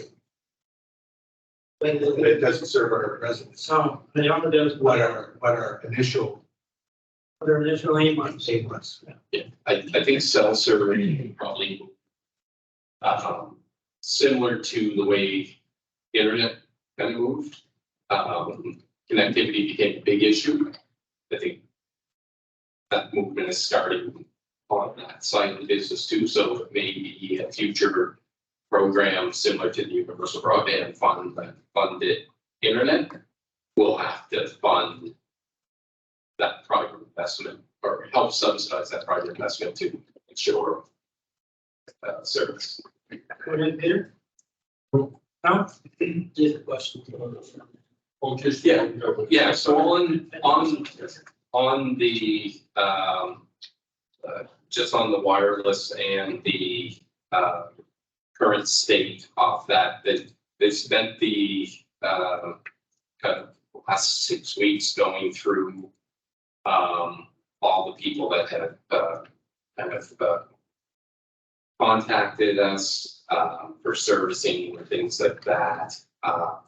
So we basically have a category now called business leads for customers. So these are people that have reached out based on our current propagation studies who we believe we can service. So that's where the additional staffing will come in and start reaching back out to these people. And they've also fixed some of the technology behind the scene, kind of on when people subscribe, they should get response to it. And on that response, that wasn't happening, so that's kind of fixed as well. So they've now gone through the list, and it's 801 people in the system that will be contacted, those that are contacted. For this service, they think so. Okay, hillside's not under even. That's kind of where that is. Just want to make a comment at this point, adding to what Councilor Thompson said on marketing. Now that we have our towers all up, we're telling the wireless directly to the customer.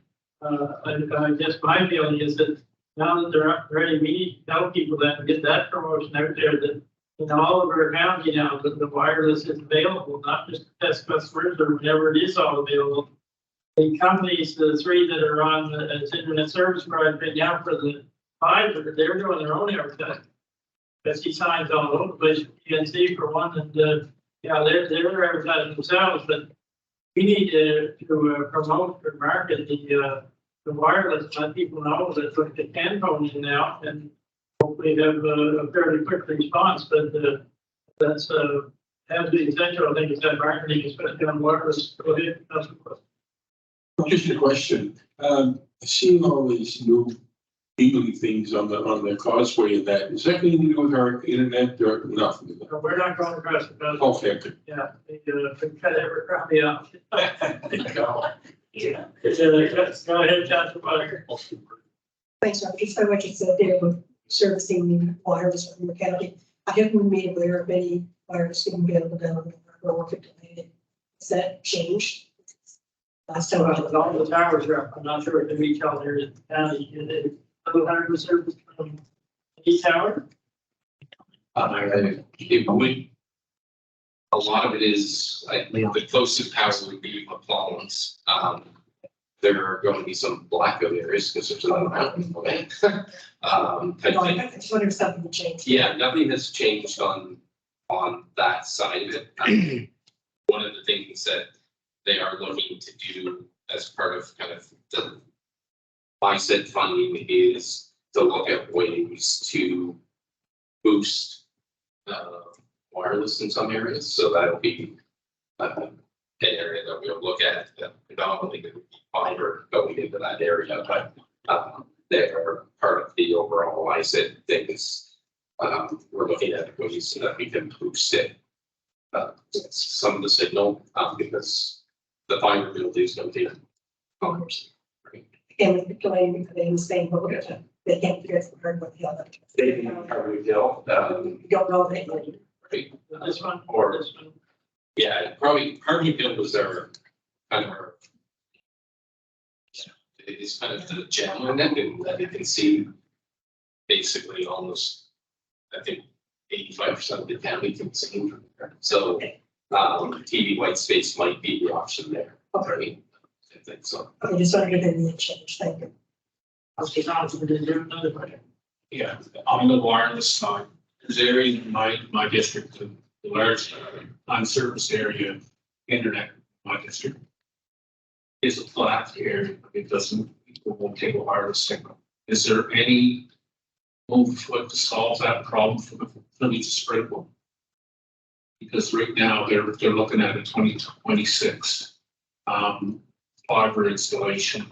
So, and it's a blackout area in the village. Is there any, put another tower up over there or to service these folks? Or some other type of signal? There is a tower going up in Springville, and then one in Sunnybray. Those are, Was that up yet? no, they're in the 99.9%. But towers and wireless is the topography does play a role, so there could be some dead zones. I think You said the one in Springville or there is one up? one in Springville. No, And there is one in Sunnybrae. One in Sunnybrae is a co-location, I believe. Yeah, I believe the one in Interstate Memphis, it's not, it's in Bridgeville, it's not. It's. I know you're starting with one, yeah. So, Well, I guess so, we do as best we can, we just many as we can, and if it's possible, the right said or whatever, the strength of, some of the towers, so the signal go further, try that. Okay, carry on then, if there's no further questions. sure, and then the last 3 pages are just kind of expenditures, kind of the date on the various projects. Phase 1, we're at about 11.3 million.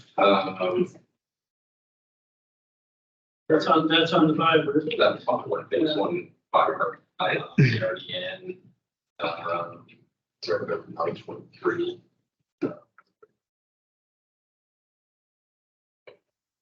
Budget, and then, the ISIP funding, we basically,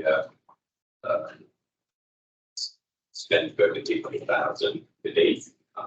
So we are allowed to incur expenditures as of the commitment letter. So as of September 7th last year, we could actually incur expenses. So that's like I said, and spend kind of on the next phase. Okay, Councilor Kern. Thank you. Just a quick question on, I understand on phase 1 budget, all the things that have gone up. But could you tell me what the role of an operations is in this whole operation? What does Penny said, or he or she got paid $467,180. What's the job of the ombudsman in this whole project? I think it's just for Ernie. It's basically, I believe, overall project management. I think they put it on which was what usually because it's yeah, exactly. That's not. How do they mediate? Yeah, no, that's not. I think it's probably just like board members. Okay, with no further questions on that project, go ahead, Councilor Roger. Yes, Brian, just because I'm not aware, I'm not sure what's going on with the money that we paid back. I was asked, we're paying interest in, are we currently paying money back to the money we're expending? We got a loan up that we're paying on, cover internet expenses on a monthly basis. Obviously, I'm working on, I'm not sure if we're currently paying that money or paying interest on it. Or how that works. Yes, no, so basically we do have a in essence a loan out that funds the project, so there is interest accrued on monthly basis for that, so, that basically builds as, as the project goes on and, when we reach substantial completion, so and the input that the federal grants will come in, they'll knock that amount down as, they come in. But then at the end of the project, basically that amount, there's an option at the end that can be capitalized as well. And that the interest rate basically funded through the long-term debt on the project, so. At some point, we see what like kind of like we spend about from this project instead of. Sure. We do have a fair amount of government money for sure going into this, you know, somewhere in the 45 million range if we had the provincial and federal together. But that'll come in over time, as Brian said, we then pay off some of what we have. Yeah, the concern is what kind of needs for whenever interest rates going up so high, this sort of thing. Just asking the question. Yeah, so we basically are, I believe it's prime minus 0.75% is what You get a pretty good rate. we've negotiated with our lender. I think so they're getting a preferential interest rate, and it's based on sheer volume. It's That's a good thing. Yeah. Okay, if there's no more, we'll go on. We won't be here too late from the Councilman Kidjo wants to speak to the Tour Bureau site and the recent problems with theirs. Thank you very much, Mr. Warden. If it's okay with you, I'd like to kind of switch those around because I think it makes more sense to deal with the ferry first and then speak on the Tourist Bureau. Okay, perfect. So as you're all aware, are probably aware that there's no ferry service right now. Ferry broke down. It is waiting on a part, I believe, coming from Germany. We're down one ferry. So right now there's no ferry until further notice is what we're doing. You might remember last summer there was quite a few difficulties with Byron Ferry. Gone down from 2 ferries, which were quite busy, down 1, which made a significant difference. And now we have none. This is a vital service for our area. Number 1, tourism. This time of year it's July. And we are not having anybody come through our county, stay and visit on their way to the ferry, spend time here in Pictou County.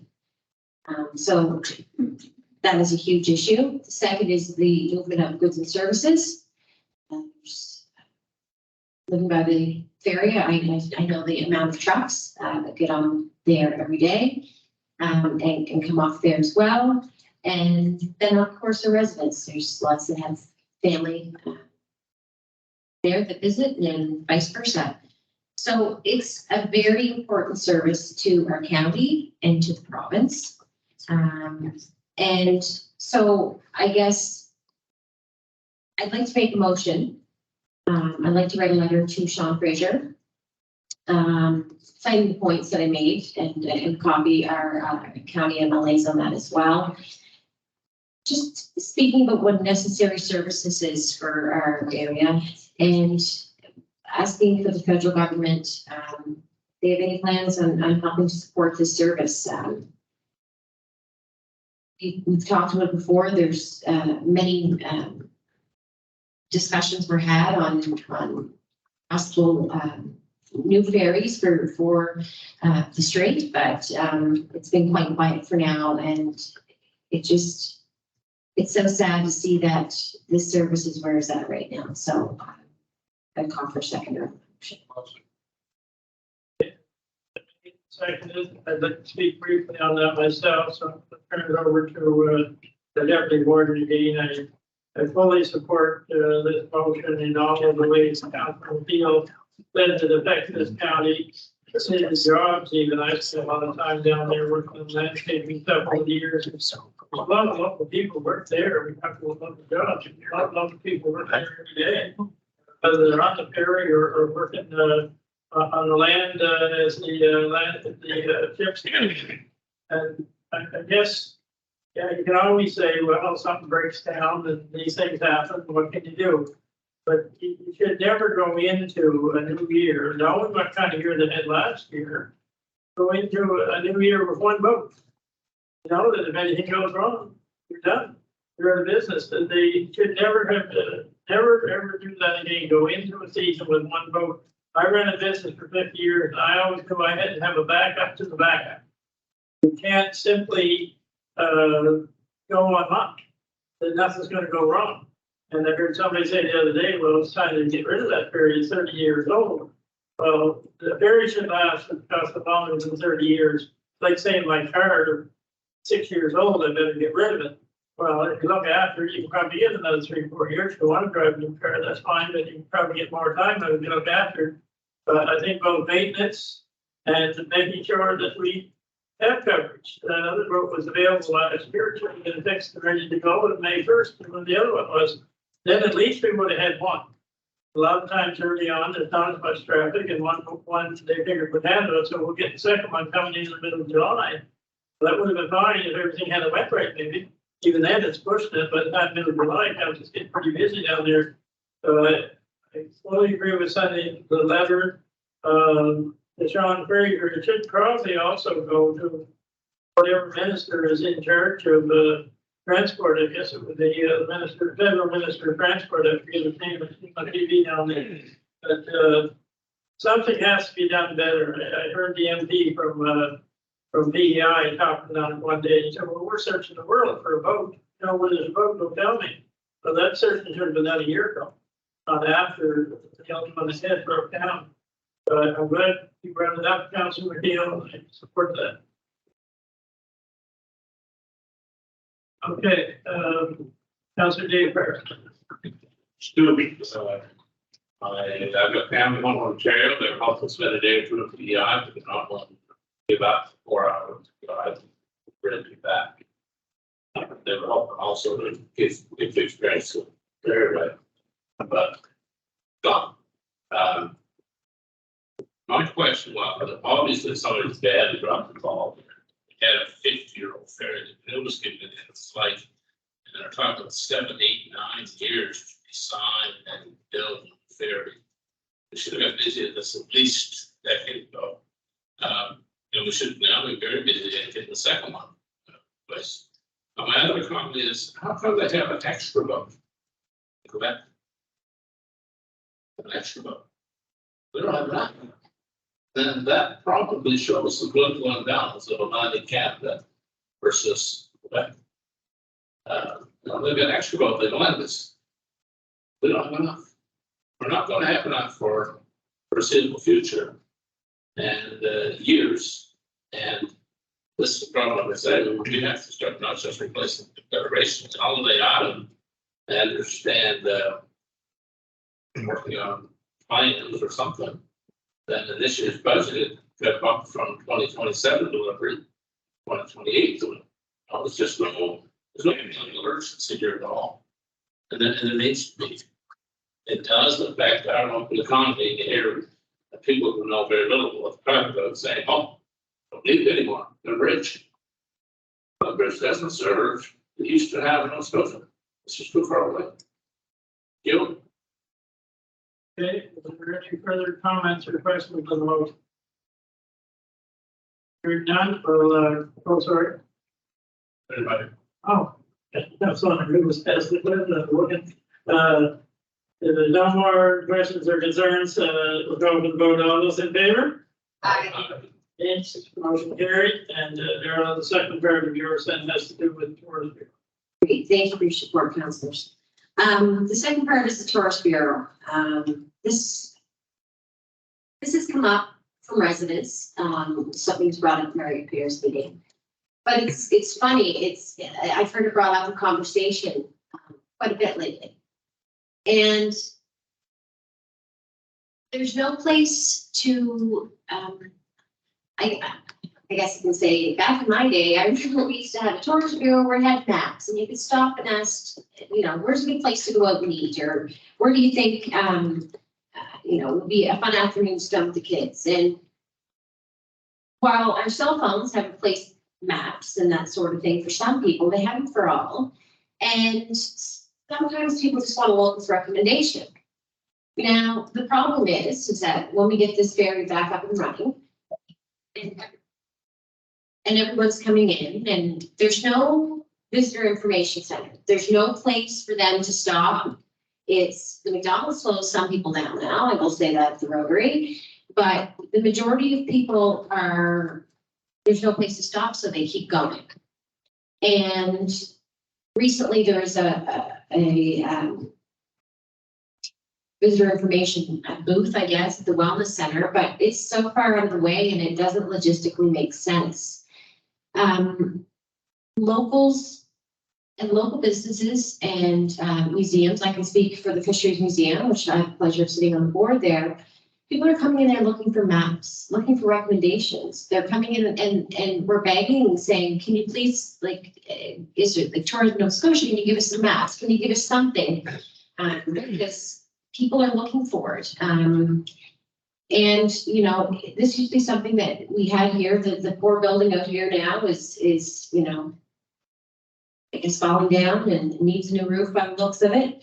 Used to have a couple of students every summer that would work there, and lots of volunteers. And there was lots of seniors that loved volunteering there because, you know, it was seasonal and they could, you know, take pride in what they were in recommending of their place. And I just think that we need something here. And I think we're missing the mark on it. I had the pleasure of heading down to Quebec on the weekend. And, you know, the first thing you see when you get Cape Breton is a beautiful visitor center. And the place was packed of people coming in and checking out things and where to go. So I think that we're missing out here. So I'm going to make another motion that we write a letter to the province Minister of Tourism as well, and copy your 3 MLAs on it. Something needs to be done here. Something permanent, to have a permanent place, a tourist bureau, if we want to call it that, so that we can service the needs of people coming here to our county. I'll second. Okay, do we have a second? Councillor Dewar. Councillor Dewar, thank you. So I missed a little bit of that, but anyway, I know the colonists that have a permanent, or the money a permanent place here for what you call the tourist or whatever tourist information. Hold a second, go ahead, Councillor. You're saying here, you're talking all 55 acres, less. It's not that I'm excluding No, I know. Pictou East, but the ferry's coming here and getting, Well, we got to be stoops, so that's why I wonder if this is one up at the Irving Bridge there. yeah. See, the problem here is that there's 100,000 people coming here every year, and it's like a runway. They keep going. And there's so many wonderful things to explore that they're missing out in this county. And we're not, you know, we have beautiful things, but we're not very good at talking about ourselves. You won't be saying Victor West over. I won't be saying Victor West, no, Okay. no, but there needs to be one. Yeah. I guess. And yeah, there needs to be one here. So thank you. And Councillor David. We sort of have something at Exit 21. I'm not sure if you've ever seen it open. It's time. We do have, we do have a airspeed there and pins. And I've been traveling through Quebec and Ontario. I find it hard to find a restaurant that really sharp. Yes. But in Ontario, they warn you like the next rest stop is 78 kilometers. Then 20 kilometers, the next rest stop. The 10 and 5 are here, and they have full service gas station. They have 3 or 4 different restaurants. Place to go, watch them, all that. It's a table set up, and a picnic and whatever. They're really well done. We see there is a boat here, but the one in Allen, it has some utilities, but it's mostly for drivers. Truck boat there. There's no place to sit down and rest for an hour. Well, but anyway, I agree with the point, it's not, you're not, we're not trying to. I recall. I was going to window downtown. Where it was, why did I for 500 feet or whatever, between the two of them? That's when I have all these facilities. They're now the trees to go over. Okay, ready to go to the vote? So, having something as far as Euro tourist, whatever here, in Victor County, better than what we have now. Permanent. Permanent. And that's going to our 3 MLAs and to the Minister of Tourism. He's one of the MLAs, in tourism fits under that, Yes, yeah. to the 3 MLAs, and that includes our premium too. It's not. Okay, call for the vote, all those in favor? Yes. Okay, motion carried. And then we have the 2 items I added at the end there, and just once it just came through today, is the reason I just wanted to bring them up here.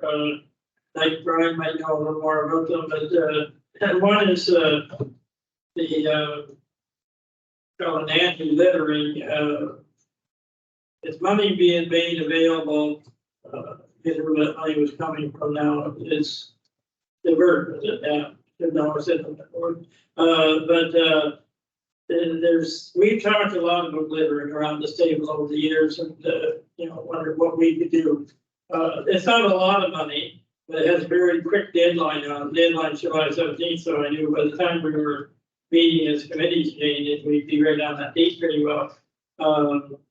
So it's $3,500 that we could use if we put in for it. They're not getting much interest, so I don't think it'd be a lot of problem getting approved.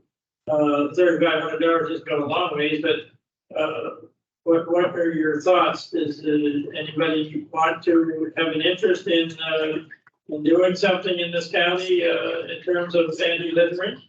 I just don't know if there's an interest there or not. I have had some phone calls over the last year or so from people wondering, is there anything we can do, especially in certain real bad locations? And usually it never seems to go very far, but I've asked those people, would you be interested in sitting down with some counselors or whatever and trying to come up with some ideas on how we might reduce the littering in this county? And some of them have certainly said yes. So when I saw that, I thought, well, too bad we couldn't get 2 or 3 members of the public that are really interested in this to sit with 2 or 3 counselors, and maybe it's signage, maybe it's some other ideas that people have. The only restriction on it, it has to be based on the behavioral study that Divert did last year on the littering. And we have a good person in this county to help us there with Cyril Landfill site. He's one of the lead ones that Divert working with this, so knows all about that study and everything. And but it's just not a lot of money we're talking about, but it's just an idea. If anybody thinks we should move ahead with it or just leave it alone. Go ahead, yeah. Thank you, Mr. Warden. Actually, I do have an idea. I think every spring we're very gung-ho about, like, what is it? I can never say it. Get clean. Go green, get clean. And there seems to be some interest in having that in the fall. It seems that after the summer and everyone's kind of had their fun and they're ready to, do a fall cleanup. So I think maybe if an idea would be to take that $3,500 and kind of put it towards some marketing and some things for the fall to kind of do what we do in April for Earth Day and kind of do it, replicate it again. I know District 3, there's been lots of interest for the fall cleanup, and I think that it'll be something that we do go ahead with this fall. But it's just you're giving people another opportunity. I think we need to be in the business of opportunities when it comes to waste and littering and that sort of thing, giving people opportunities to change and to get rid of the trash responsibly. That would be my 2 cents. Yeah, that's an idea for sure. You have to wait until the vegetation was all died down. I walk up and down my road now, or not my road, Government's road. I don't see much littering anymore because the vegetation's all covered and all over. You have to wait till early November from there until all the leaves dropped off so you can see what's underneath, but it's certainly an idea. And I don't know, does anybody else have, go ahead, Councilor Butler. Yes, Mr. Chair. I'm wondering if we should approach the person at landfill to and say, here's a package of money that's available. You're in the business of dealing with this issue on an ongoing basis. You're come up with a proposal as to how it can be wisely used. And I'm sure, I think she'd be looking for the leadership from here. She's more than willing to help us. But she is working on something with one of the large coffee chains, maybe it is or whatever, to help some.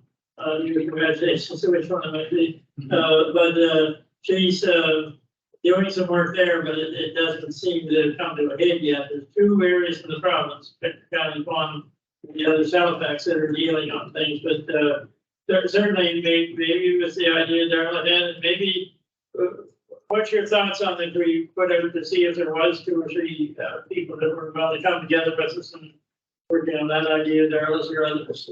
You want to move in that direction or not? I mean, we have nothing to lose, I don't think. These people that have expressed an interest saying, what can you do? Why don't you do something? Maybe they're set with us. We won't take long to spend $3,500, but we come up with a way.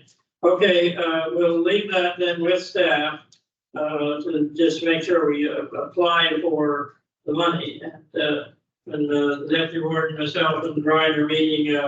We'll discuss how to put it out about getting some people to help us with that thing. The other one came from Sean Fraser's office this afternoon.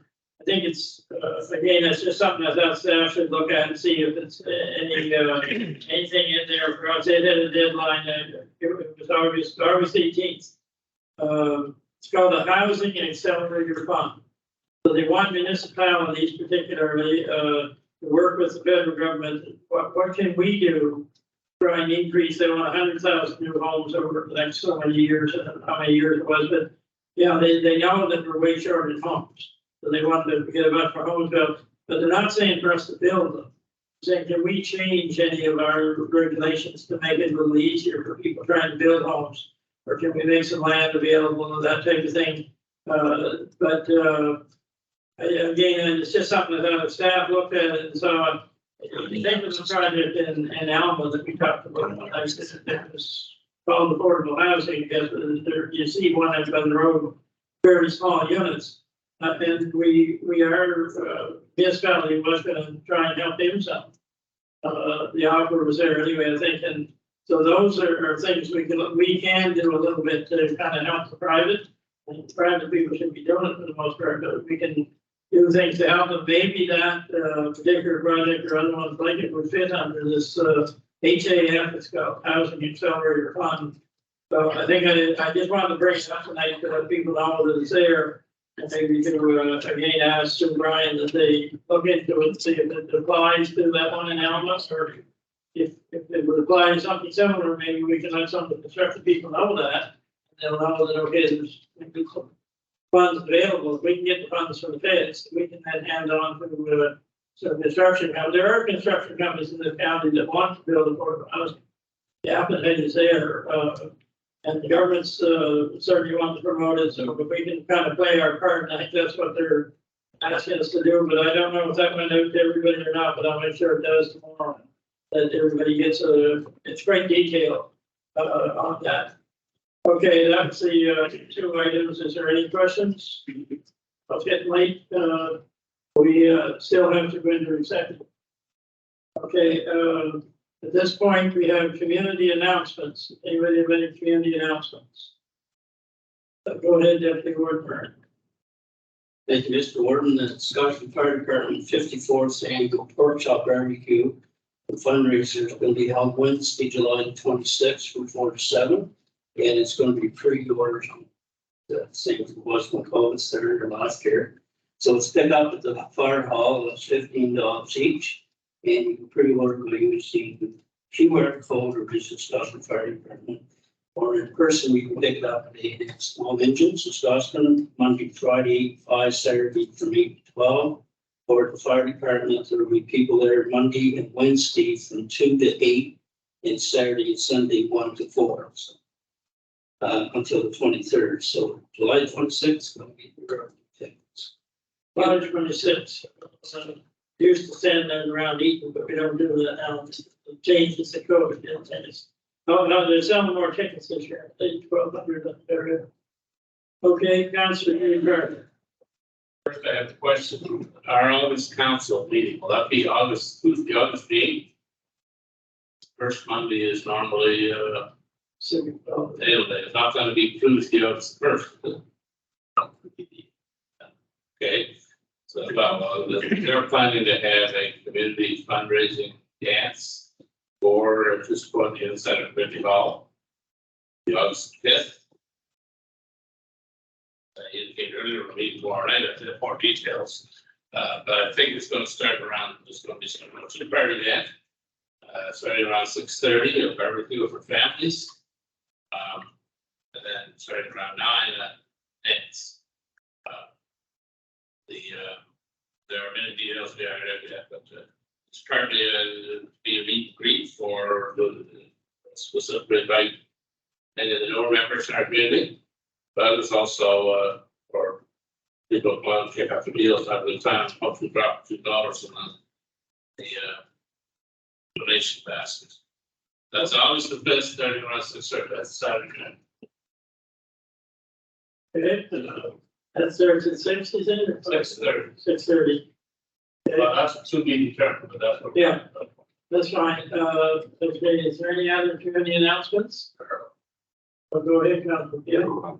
Thank you very much, Mr. Morton. Before you go and kick up your heels out in Councilor David Park's area, we're having Caribou District Fire Department is having their annual lobster dinner August 5th, 1 p.m. It's takeout only. Meal includes lobster, homemade potato salad, coleslaw, roll, tomato, cucumber, and dessert, and it's $20 each. And pre-orders are being taken now. So there's a phone number I'll give you, 902-759-0686. And that's for orders. 0686. 759-0686. And that was always spent the same day as the. Okay, Thank you. okay, go ahead, Councilor Watt. Thank you. This is not a community event, it's just an apology. I thought my phone was on silent, so I did apologize for the interruption. I didn't know where it came from. I heard it is. Okay, and go ahead, Councilor Watt. Yeah, on Saturday, July 15th, on Transgender Days, the Hillside Hall is going to have a barbecue, bake sale, and yard sale, starting at 8, going to 2. So. Okay, and I've got a couple of my own to announce on that same day that Peter just mentioned on the 15th. The West River Fire Department is having a fun day at John's store, and I believe that's from 12 to 4. And 2 weeks later, we made it the 29th, I guess, is another fun day at the Salem recreational field. So it's there now.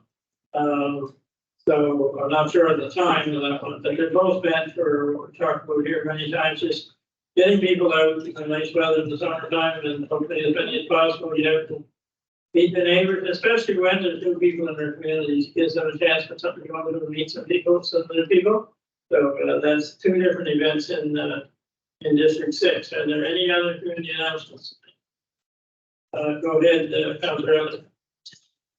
Rebud C is taking place in River John, and it's going to start on Thursday the 6th, and the finale opening for the authors from out of province is on Saturday the 8th, so it goes over 3 or 4 day period there. It starts the 6th. And where's that held at? If it's sunny day, it'll be at the Legion, and if it's rainy day, it'll move to the Fire. Okay, if it's sunny or Sunday, is it sunny? Sunny is at the Legion, and if it's not sunny, like every other day this week, Doesn't say the fire, I mean, okay, thank you. Okay, any other community announcements? All right, hearing none, we'll declare our meeting adjourned, come to the end of the list. And we have an executive meeting in camera. Next item, so we need to empty some of the hoops. Thank you all for coming.